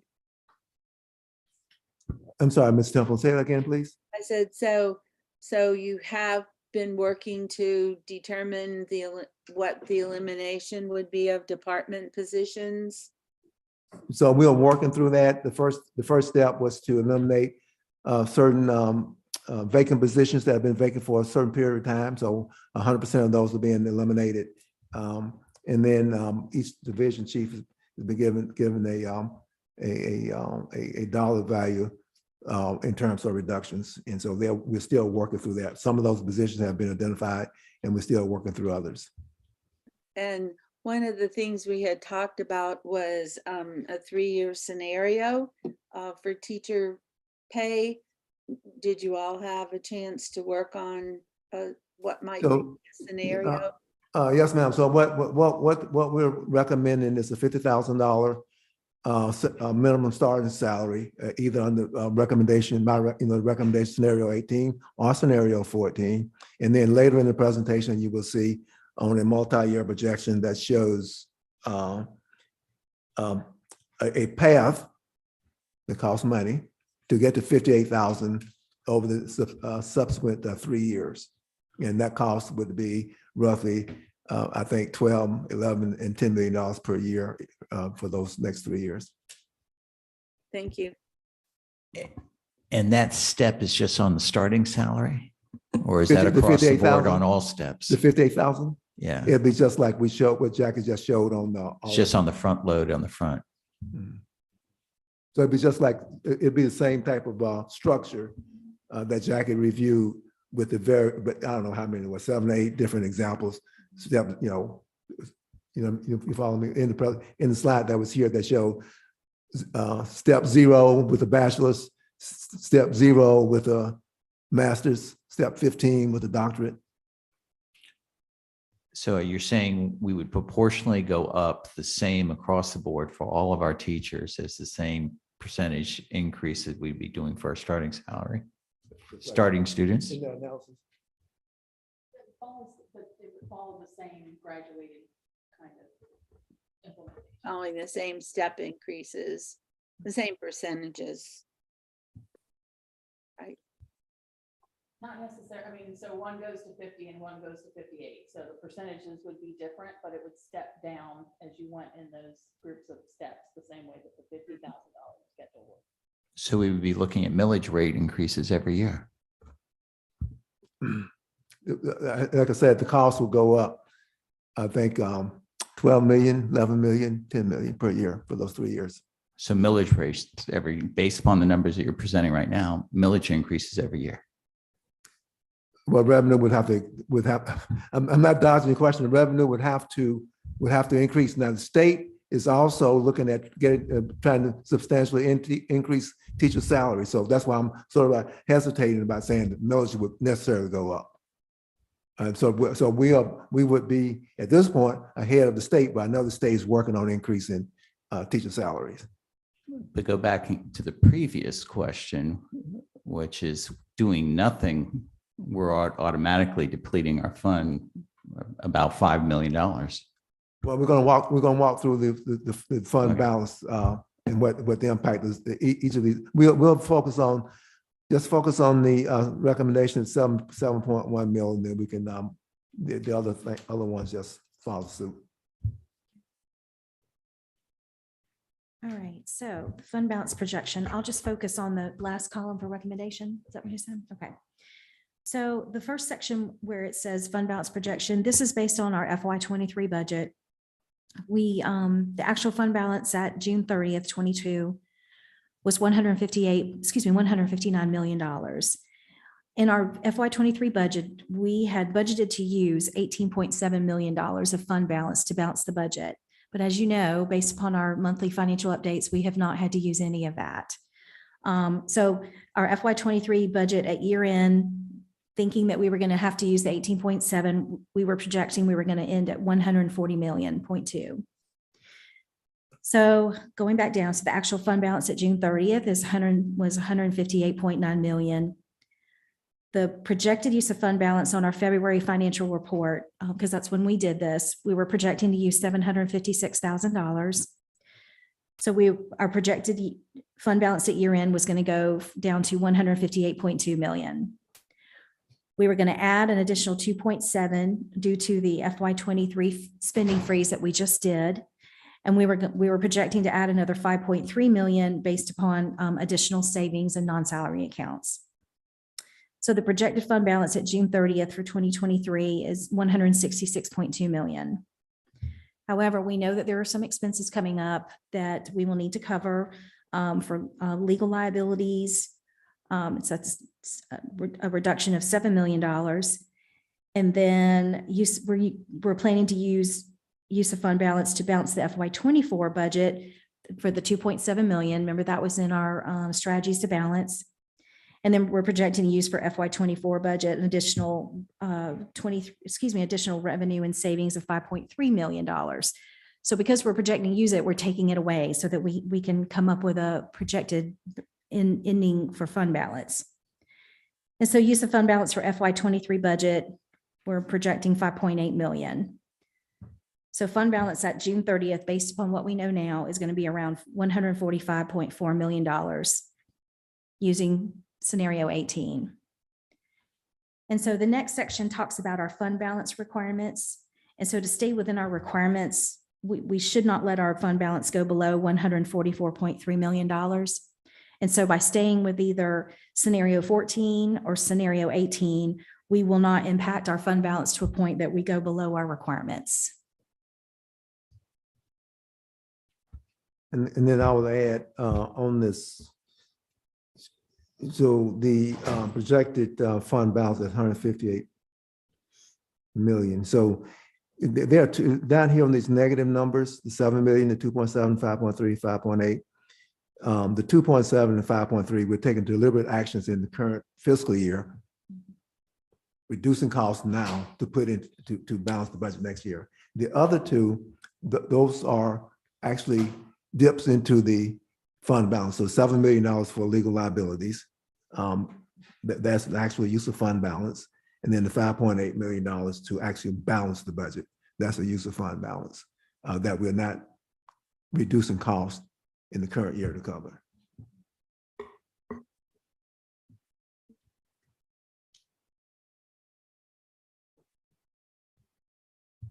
And I'll also add that if you take a look at the beginning here where it says FY23 budgeted year end, so we budgeted for $140 million for fiscal year 23.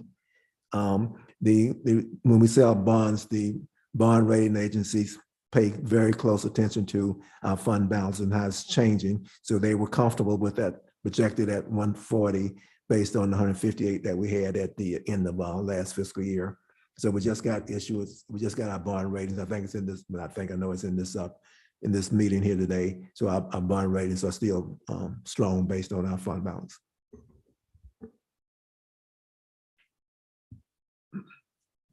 So on the note, and I'm maybe jumping around here because I know we're going to be coming to the Moody's report, and I know we've got the 3-year projection, which we may be talking about that later. But I think that the core issue from my perspective is we're going to have essentially a shortage. We're going to be dipping into fund balance this year, and our projections are going to make that suggest that gets worse. Mm-hmm. And if you look at the Moody's report, which I think is all very positive, and it shows we've done a good job over a extended period of time, but the number one factor that could lead to ratings downgrade is if we had a sequence of shortages in our or draws on our fund balance, basically. Right. So I know I'm saying the obvious, but that is the core issue that the board's going to need to wrestle with. Of course, I mean, you're accurate there. And so just for the new members of the Audit and Finance Committee, that you, Mr. Grabowski, and you, Mr. Calhoun, there's a fund balance policy, a DFAC, that lays out what those requirements are, both state requirements as well as the national recommendations, and that's what we follow to get to our fund balance. It also might be helpful. The Moody's report represents, I don't know if we can get this data, but they reference our peer districts, and they note that we are slightly below those peers. And so I think when people in our constituency or the newspapers, they see a large fund balance and it looks like a really big number. But the context of how does that compare to our total budget dollars, and similarly, how does it compare to other districts of our size? You realize it's not enormous. And importantly, Moody's doesn't think it's enormous, because if we get downgraded, then our costs go up even further. Good point. Okay.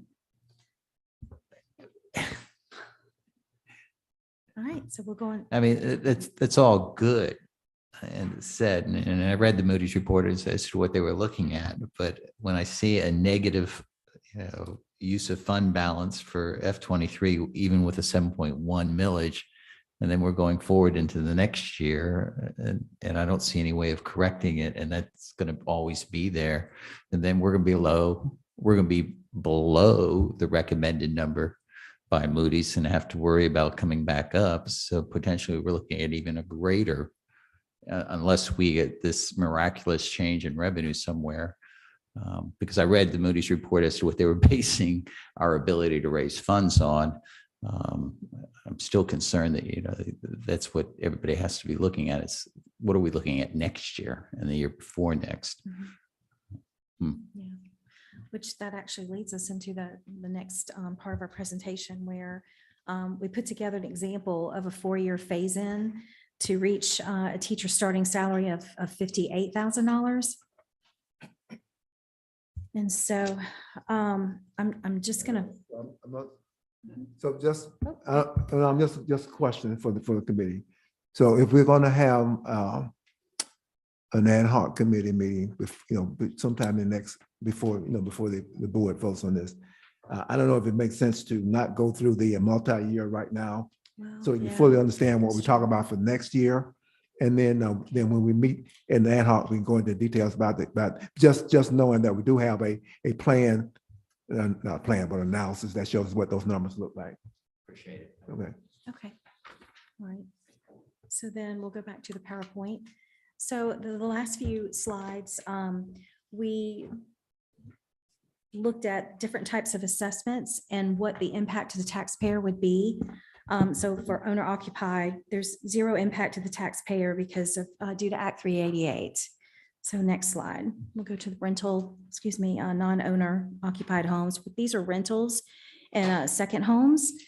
And so if we were to look at a potential 7.1 mil increase, the impact to the taxpayer would be $185.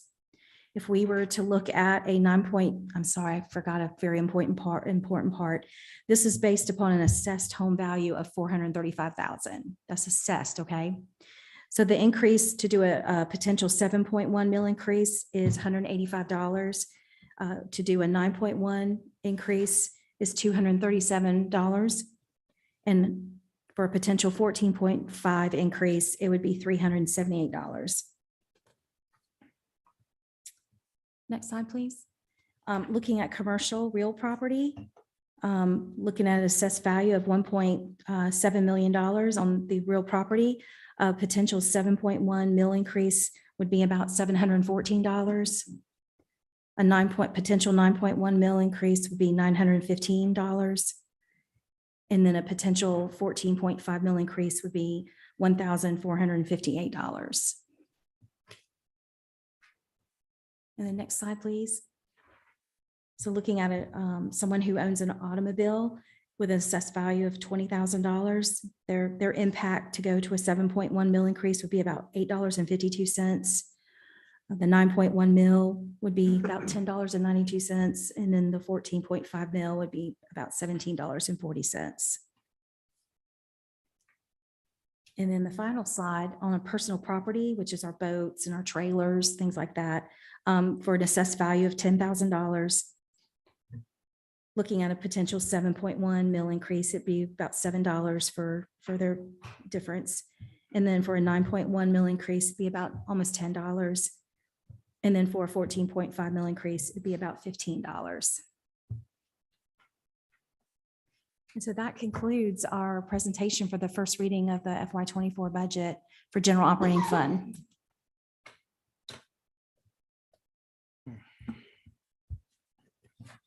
Mr. Kenny, I hate to keep coming back to this, but with the potential of looking at millage increases every year, what is your best defense to something like that happening?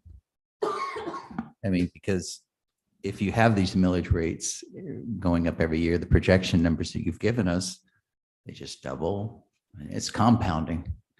And it's staggering to think, you know, what this could be in 5 years.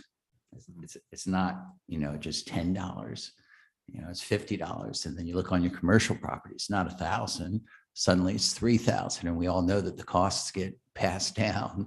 And that's going to affect a lot of the teachers that we're doing on the rental markets and everything. I mean, their cars, you've got the car values assessed at $20,000.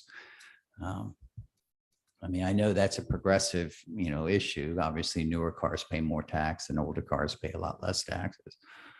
I drive old cars. I mean, but nevertheless, I mean, what is your, I mean, there's got to be some plan or some consideration of additional revenue coming in somewhere. Well, there are a couple, maybe three things. So one, you know, the state is looking at teacher salaries. And so if they're going to, if the state's going to address the teacher shortages in the state of South Carolina, there has to be additional revenue, state revenue. That's number one. Number two, when we do the revenue projections for local revenue, we don't do them independently, CCSD. We work closely with the county auditor's office. In fact, we have to sign an agreement, but we both entities sign off on the assessed property values and what that generates in revenue. And so the county auditor, I'm a very conservative person fiscally in terms of analysis. The county auditor's office is far more conservative than I am because they are dealing with assessed property values across the whole county, and it has an impact on all taxpayers and all entities. And so we are restricted by their conservatism to be able to minimize how much we project on the percentage growth in assessed property. Since I've been here, I guess even before I got here, because when I got here, back when I returned, we looked at the results going back several years. And so our projections that we've agreed to with the county auditors in terms of increasing assessed property values have always been low. So I would anticipate that our revenues are going to increase, just simply local revenue, simply because of the increase in assessed property values. So that's two factors. And then the third factor is, again, the board's willingness to accept what the state's education funding formula assumes is that the local counties that have great property values pick up the biggest share. So right now, in what we have here, which we're not going to go over this afternoon, it's just simply running the numbers. What do the numbers look like? And we just plug them in as is. So then the next step, after you all understand this, is for us to actually strategize how we would deal with these potential increases and see whether or not it's really doable. So I don't know yet whether the 58,000 is doable from a fiscal standpoint. It's certainly not doable for next year. I'm absolutely convinced that, well, I'm not, the numbers say they aren't. Whether it's doable for the next 4 years, I don't know yet. Because as I understand how the state formula works, you know, the millage tax goes up, yet we only receive 30% of that benefit. But no, well, not no, but the millage is a local. The millage is a local, and so when we say the 30% or the third, it's the general is the funds that we get from the state revenue, not the local revenue. Okay. All right. So when we raise millage here, raise taxes here, when we get revenue, local revenue, 100%. That's right. Right. It doesn't go up to the state to be reimbursed back to us. However, in Act 388 back in 2007, 2008 time period, assumed that when we had the restriction on homeowners, that the state, because of increased sales taxes, would with backfill for that. You know, we always show a graph, Jackie showed it this past Monday last week. There's a big gap between what we should have been receiving based on the concept of Act 388 from the state versus what we're actually receiving. We call it the paradox of Act 388. Yeah. And I understand what you're going through as far as like the millages and always having to redo it over and over, but at this point, it's just absolutely necessary. You know, I just feel it's absolutely necessary. We have not, I said before, we've never actually went up to the 14.5 before, right? And we have to do something to raise these salaries, or we won't be able to have the teachers here to be able to keep the students inside the classroom, and then we lose even more revenue. So I see no problem with the 9.1 personally, but I think that's something we can keep working through over the next couple of weeks. I'm sorry, Mr. Calhoun, say it again. I didn't hear the last I part. say I think that's something we keep working through over the next couple of weeks before we get to the 22nd. And I think that's the purpose for the ad hoc committee meeting. Right, right. It really is, you know, once we get the final budget, we can look at it and truly understand the deficits. So that concludes the general operating fund budget. We also have the debt service and the capital fund budget to go through.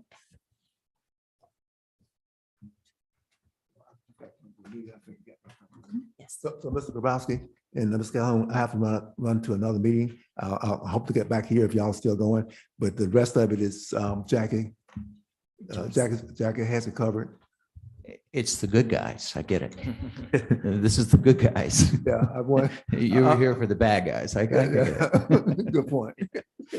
Yeah, I see why you're running. I get it. I'm gonna leave my stuff, so I'll be back in case y'all are here. I know who's in the hot seat on this one, and he's not in a hot seat, so I get it. I appreciate it, Mr. Kennedy. Thank you. Okay. So Maggie, will you bring up the debt service PowerPoint, excuse me, PDF?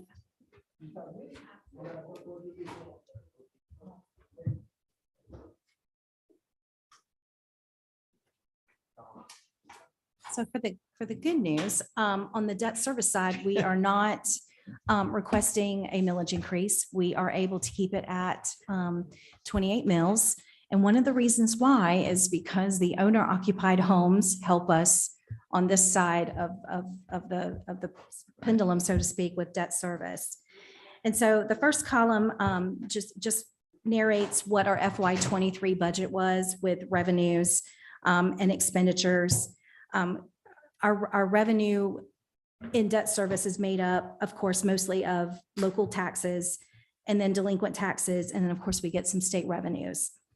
So based upon last year's revenue and expenditures, we had projected we were going to end the year at 29.7 million, and we actually ended the year at 27 million.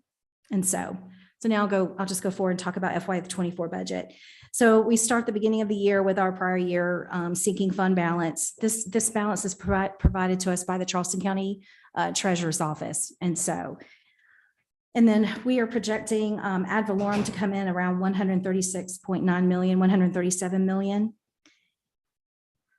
Delinquent taxes, we don't really see much of an increase in delinquent taxes on the debt service side. So we're still projecting that to come in around 2.7 million. And then, of course, state revenues to come in, same numbers before, 1.7, 1.8 million. So total revenue for all sources, we're projecting $168.5 million. And what we're going to do with that money is actually pay our long-term debt, our principal and interest payments. And so for GO bonds, our payments for FY24 are going to be approximately 127.1 million.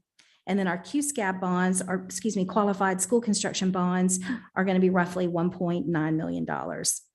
So when you look at our total revenues over expenditures, we're going to add again to the sinking fund balance about an additional 39.4 million.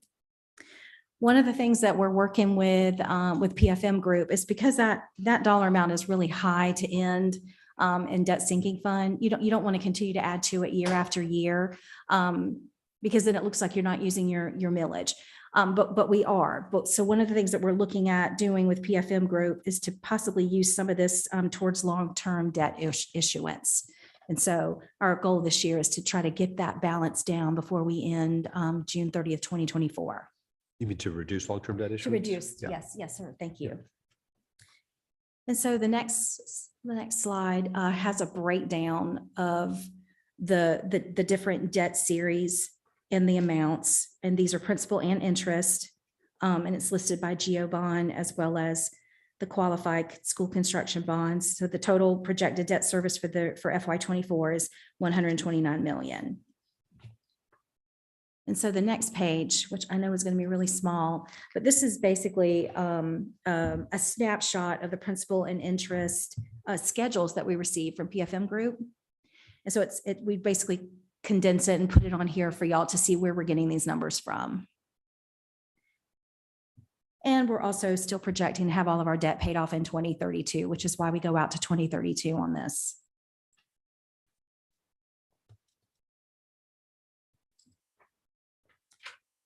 And then the next few pages, PFM always provides us a debt overview. I believe y'all have seen this before. They provided a couple months ago. And so we always include it in our budget because it's a good reference point. Really nothing new in here, but if there's anything in here you'd like for us to talk about or maybe talk about at the board meeting and bringing PFM Group, in to talk about it, that we could certainly do that. One comment, I think I love this and appreciate this. I would ask them to maybe just show us the rates that we have on the debt that's outstanding, because another concern, because always working about what's out there is, as we have to roll these things to market, if the rates stay where they are, our embedded debt service cost is going to increase potentially dramatically, potentially quickly. Well, probably not quickly because it's fairly laddered as it is, but is there a way to illustrate what I would call the mark to market? Here's our in-place rate. Here's what market rate is. What is that on an annual basis? And how would we expect, how does our rollover schedule suggest that bleeds in? Mm-hmm. So if it's going to cost us $20 million a year more if we had to mark everything to market, are we going to pick up 2 of that next year, 4 of the next year, just to show? Because I'm glad. This is all a good picture, but if rates stay where they are, we're going to have some increased debt costs. Okay, good point. Okay.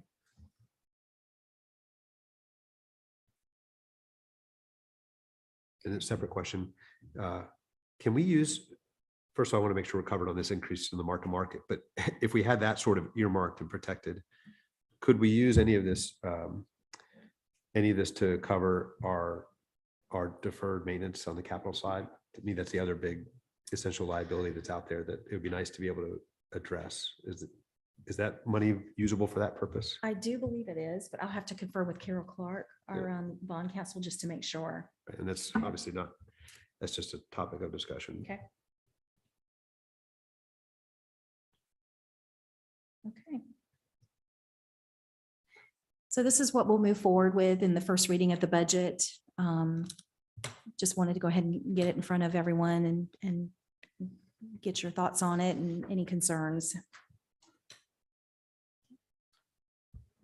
It's an interesting statement when you say it's the first reading of the budget. I guess it's the pre-reading of the first reading of the budget. Pre-reading of certain items within the budget, because we still, and I think that I get asked that question all the time. Have you read the budget? And I'm thinking like, it's not 40 pages long. Yeah, the first reading is really a smaller snapshot of the second reading. And Lisa can probably help because she actually helps develop the budget book as a whole. But one of the reasons we can't provide all the data that's in the first reading in the second reading is one, timing. Mhm. It takes a lot of time once we get the okay, to do stuff from the first reading to get all that into play. So it's really a fluid type of situation based upon these discussions we're having on as to getting to the final document. Behind the scenes, we have a whole group of people that are reconciling at the account level, and there's about 30,000 in general fund to council loan, not including special Right. revenue. So they're on the back end reconciling all of those accounts. All of that has to be loaded into our ERP system Munis. All of that has to be pulled back out, reconciled. So we get to that point for the second reading, but for the first reading, we haven't made enough decisions to make that available yet. That level of detail. Right. Thank you, Lisa. All right, well, if there's no other questions on the debt service, we'll go to the capital fund budget.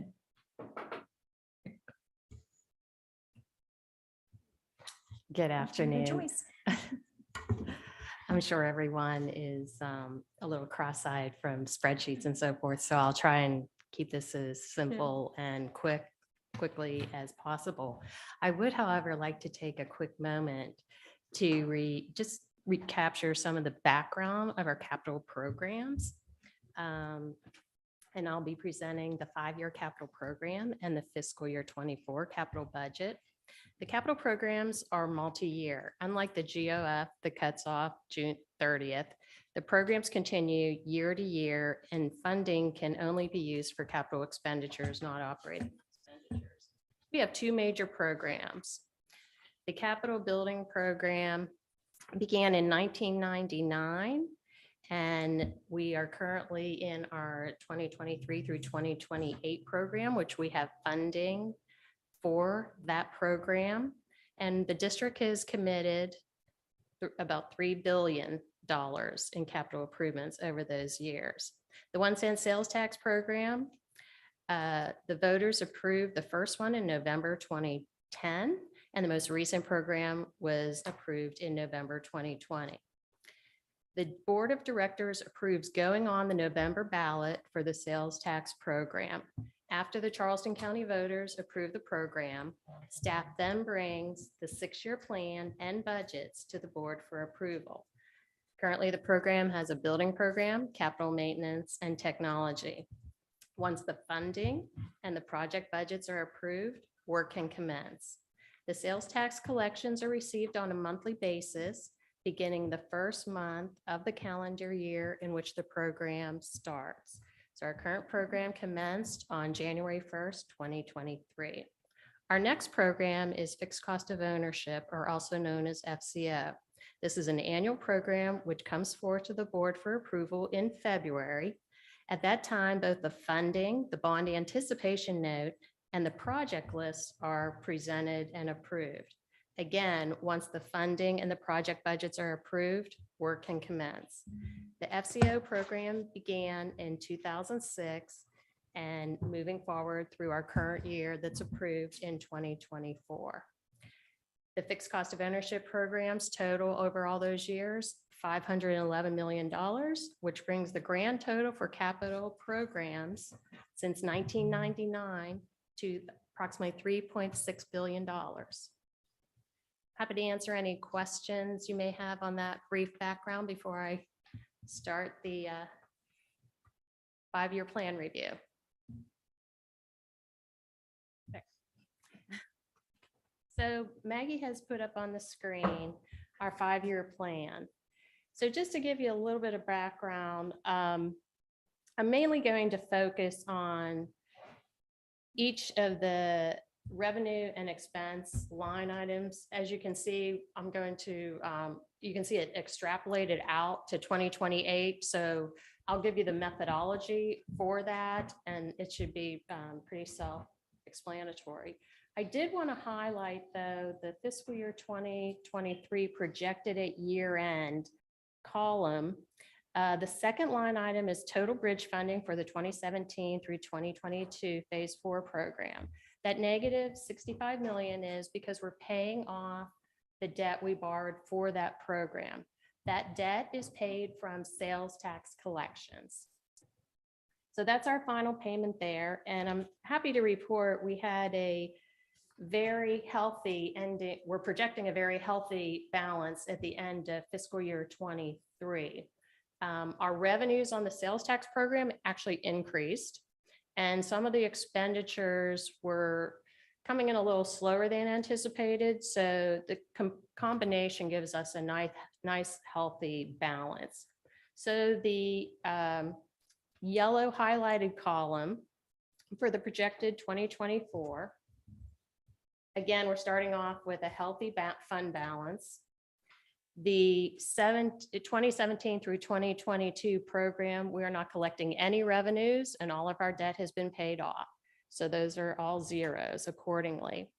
The bridge funding for the 2023 through 2028 program, we are borrowing $40 million. And if none of the scenarios change going forward, this is our projection of when those borrowings will be paid off in fiscal year 26, 27, and 28, again, with sales tax proceeds. The long-term debt line item, oh, excuse me, I'm sorry. The 1 cent sales tax revenue projections, those are, we work collaboratively with PFM, our financial advisors. I work with them many times during the month, and when we receive the sales tax collections, they're updating their financial model constantly. Next is long-term debt. Previous board had approved $99.5 million of approved projects that were below the line of funding for this phase 5 program. So we are working towards borrowing those long-term funds in the very near future. You'll be hearing more about that. We're working collaboratively with PFM, our financial advisors. Next is fixed cost of ownership. The current budget for that is almost 55 million. We basically budget a 4% increase annually for those revenues. So that brings us to the total revenues. The expenditure side, we still have some of phase 3 program that is underway and wrapping up as expressed in the future years. The phase 4 program, again, just because a program ends on December 31st, 2022, there's still things to wrap up. And we've, based on cost curves we have received from our program management firms, that's what I'm basing these numbers on, their feedback of when those expenditures are going to be sold. The phase 5 expenditures, again, the program management firms create cost curves. They create an original one, and then those are updated quarterly. I review and reconcile those and forward those to PFM, our financial advisors. So quarterly, they're getting that information and updating the model also. Long-term debt, the cost curves are what was received for those and forwarded accordingly in the appropriate columns for the fiscal years. I know that was kind of fast, but we have everything in place to make sure that we are providing the best data and information that we possibly can. And Maggie has up the fiscal year 24 budget, which is just detail of what I just went over. So I'll let you view that at your leisure. It's listing specific projects and budgets there. And happy to answer any questions you might have. I know that I went through that quite quickly. So the general plan each year is we've got revenues in excess of expenses is to pay down debt with that differential. I'm sorry, could you repeat that? There's the excess of revenues over expenses each year going out in the projected years. That's all going to pay down debt. It's actually going and moving forward since capital was multi-year. It's our new beginning, ending balance would be a new beginning You balance. just use it to fund next year. Yes, Got it. yes.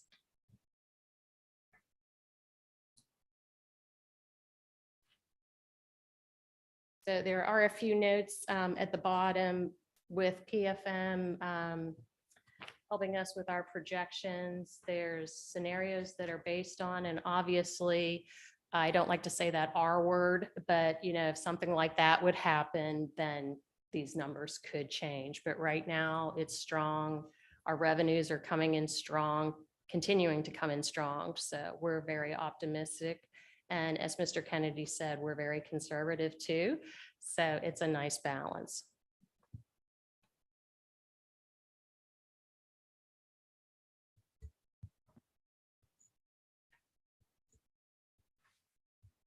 Any other questions?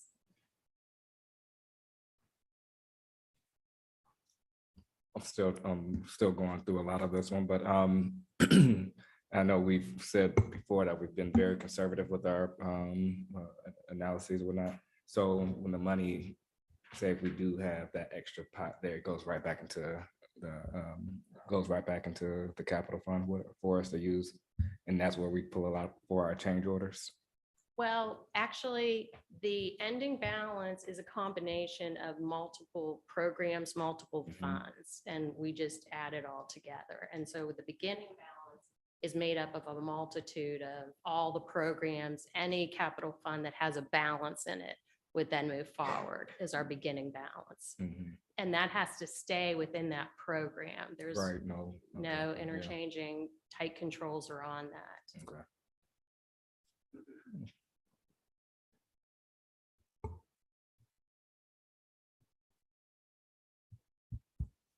So looking down into the future needs and all the discussion that comes in from the everything, rough estimate of what a new school would cost. And That's a pretty varying question. that's what I thought. It varies significantly based on early ed, elementary, middle, or high school. It based significantly on the size of the school. And even the location can play into it. If we're on a tight campus, we got to go more vertical, the costs are going to increase. I can certainly get a square foot cost. I don't have that here readily available, but we track that pretty close. And I would say that we have seen significant escalation as a result of inflation, the additional costs of materials and labor. We've already done in the phase 5 program, we've already done a escalation for the first 2 waves. So we feel pretty confident with those, but we've not done the escalation for wave 3, which is the third segment of projects that'll begin in a couple of years. As Joyce mentioned, both her staff and PFM pay close attention to what the market's doing and what our tax base is. And as things come in, we make sure we keep a close eye on that. But it'll be something we'll have to keep a close eye on. As she pointed out, we've had some significant revenue increases over the past year, and that's really helped us build up the balance in the phase 4 program, which ended last year, and sets us off pretty well for the phase 5 program. So long-winded answer to not give you the actual answer, but I can certainly come up with a square foot cost for you that we use. Because when you look at that fund balance and then you look at it, we're coming to the very end of the advantage of all the sales tax increases, which were supported by capital projects when we went into it. You know, I always worry about having in 3 years to come up with a replacement for something that's going to end in 2028 as a revenue source to accommodate what our needs could be. Sure. Our hope is that as we've seen over the last 3 programs, which were governed by sales tax, we've steadily decreased the new construction and moved funds toward capital maintenance and capital information technology. So that would be the intent for the next program that would begin in 2029 is to have more funding, as Mr. Griffin mentioned, the deferred maintenance to cover those replacement of building systems for all the new buildings that were built over the last 20 years, and certainly the buildings that we never got to. But the expectation would be the proven success of this program. We've always successfully completed our audits with no exceptions, right, Joyce? Joyce likes to brag about that. And we'll knock on wood as the last audit for the phase 4 program begins here shortly. But we have been very successful with managing those budgets. We've been very successful in building quality facilities and also maintaining those facilities as we've gone through time. And if I could add to your point, there is, as I mentioned, a healthy beginning balance in 2024. Just wanted to note that approximately 100 million of that is from the phase 4 program of, yes, that projects are being completed. So as those are completed, that ending balance and then the beginning balance for the next year we should see some significant changes there. It's the highest, I've been here 18 years that I've had a, a 5-year capital budget with that large of a beginning balance, and it's because of the 2 programs. Crossing. It really comes down to a catch-22, pay off debt, keep a reserve for potential issues. Then I agree with the interest rates, what they are, and then hopefully what Ellen said today, maybe it is the end of this, current increase, who knows, but still, I'm appreciative of the numbers. Like I said, you're the good guys.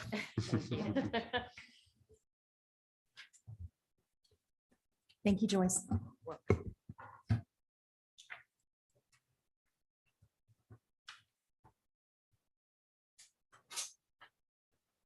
So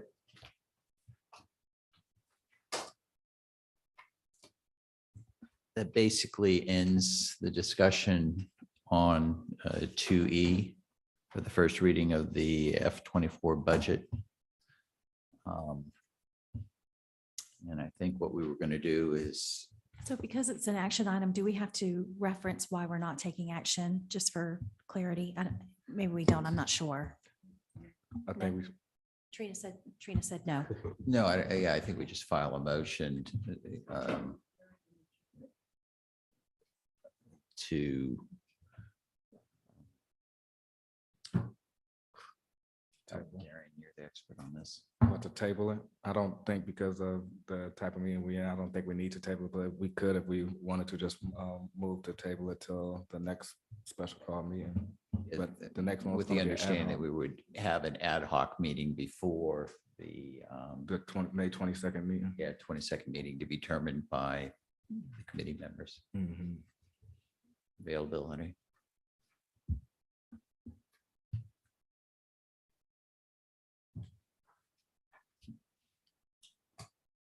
Do I have a second on that motion? Oh, second, I'm sorry.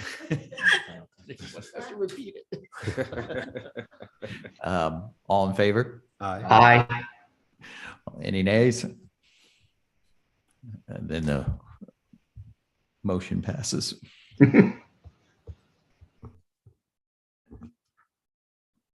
As presented. Okay, moving on to item 3A, Moody rating update. It's an information item. Ms. Carlin. Thank you. To summarize, the best news out of this credit analysis is that we maintained our AA2 stable credit profile.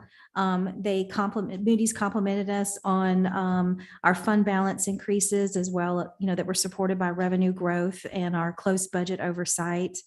I won't read this to y'all, but they just mentioned that some of the credit challenges that are ahead of us are long-term liabilities relative to similarly rated districts, and making sure we keep an eye on reserves and liquidity because they will decrease modestly in the next couple of years. Other than that, the financial position of the district remains strong and given prudent management and a strong revenue base. One of the things you had indicated was finding out the other peer groups they compare us to, and I think that would be interesting to bring back to audit and finance as well. So I'll work on that. Other than that, I don't have any other thing to add to this piece of the presentation.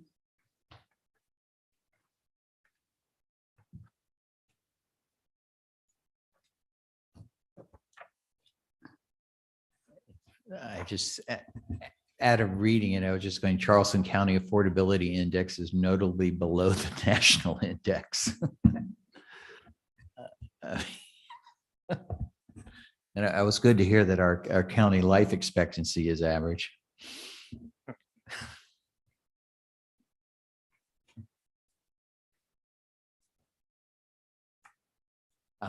Any questions from the committee? Hearing none, we will move on to item 3B. Good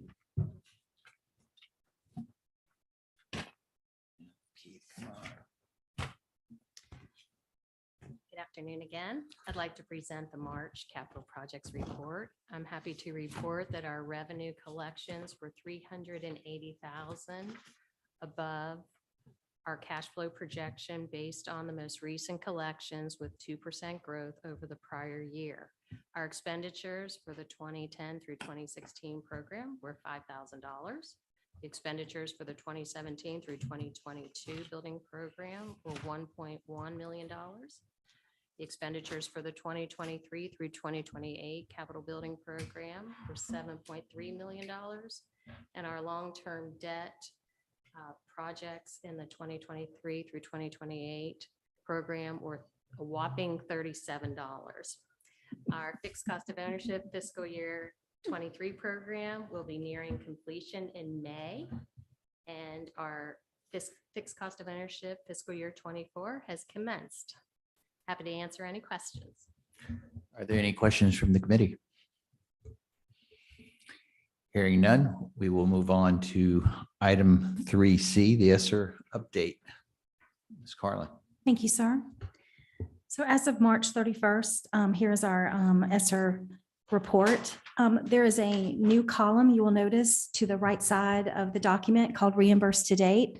This was something that Ms. Roberson had asked us to add to the document so that we could show periodically how often we're getting reimbursed to date. So for ESSER 1, we had spent 13.4 million and would like to note that we have been reimbursed to date of the 13.4 million. So on ESSER 2, we've spent to date about 18.6 million. We're up about 1.8 million from the February report. And we have been reimbursed to date 56.7 million. For ESSER 3, we have spent to date $48.9 million. We are up about $5.7 million in expenditures compared to February. And looking over to the far right side, we have been reimbursed $47.5 million to date. I see Ms. Roberson is on our Zoom call. And one of the things she had asked about at our last meeting was if claims could be filed monthly or quarterly. And I did find out they can be done monthly. The reason that we filed them quarterly is the level of reconciliation and review with the volume of the accounts is very time consuming. And up until about 30 days ago, we only had one person managing all of that.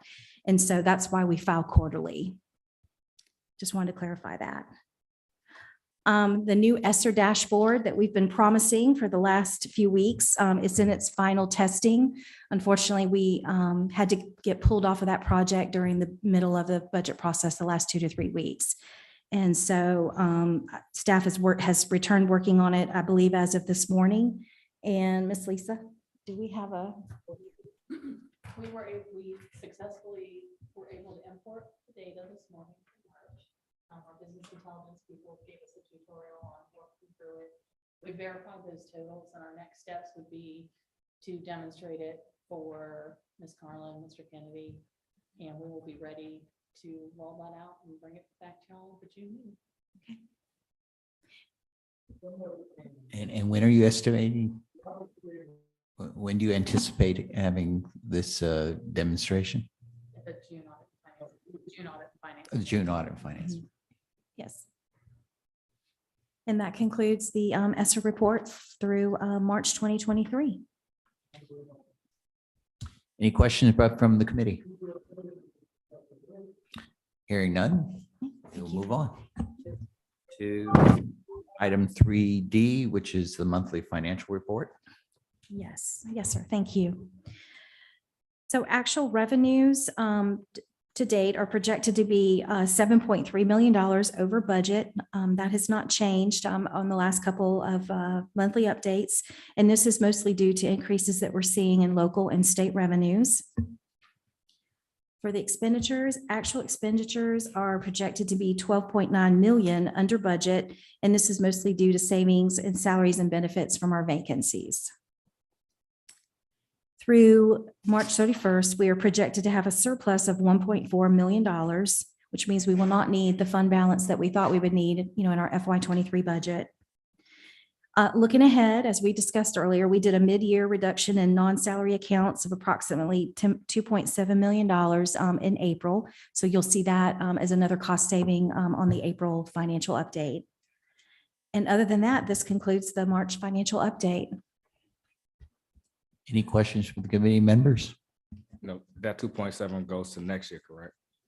Well, yes and no. So we'll show it in April as a surplus of revenues over expenditures. But yes, we want to capture that and use it to balance the FY24 budget. Okay. Yes, sir. Any further questions? Hearing none, we will move on to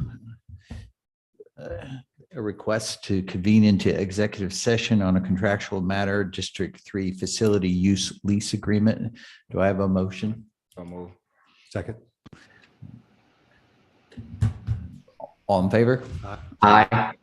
We'll move into, take a break and move into executive session.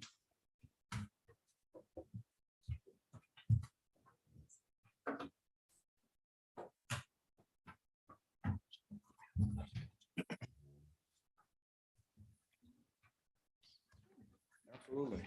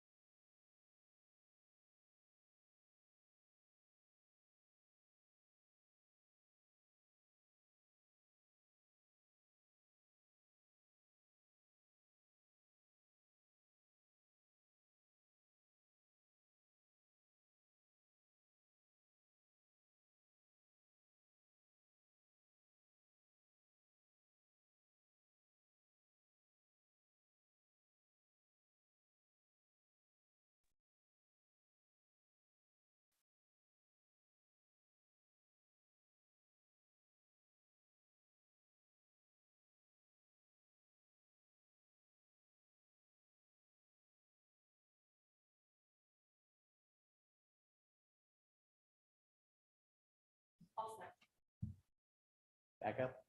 Do I have a motion to reconvene the general session? So move. Vote. Second. Aye. Aye. Aye. Any nays? Aye. Hearing none, we're back in open session. Based upon the executive session, I'd like to make a motion to present to the board possible action on what was discussed in executive session item regarding the contractual matter of District 3 facility use lease agreement. Do I have a second? Second. Do I have a vote? Aye. Aye. Any nays? Hearing none, the motion is passed. With that, we move on to item. I think that's it. That's it. Do we want to, Board meetings. pick a time yet for this ad hoc? It's a good question. We should do that. We have to do it before May 22nd. Yeah, and Next week we have count. Mr. Grabowski, we have to mention the items that are going forward to the board meeting. Oh, No, no.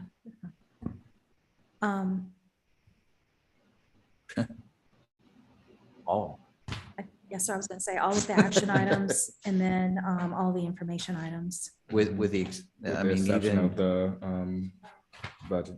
Trina corrected me. We probably don't want to do the first reading of the FY24 budget. Until the next. Yeah. right.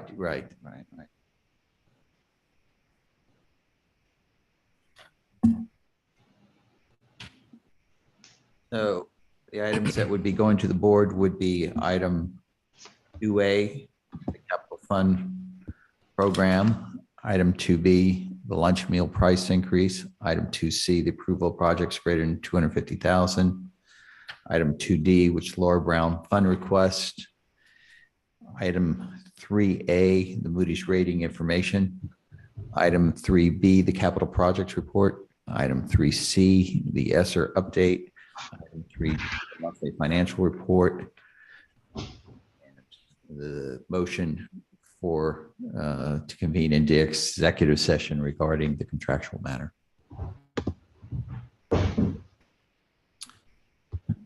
That's the items for the board meeting. So now we would get into the closing items, which would be the discussion on scheduling the ad hoc meeting. Want to look at like May 11th or May 16th? I'm traveling it out the 16th through the rest of that week, but I could do the 11th, 12th, or 15th if. Yeah. Okay, so we probably. Okay.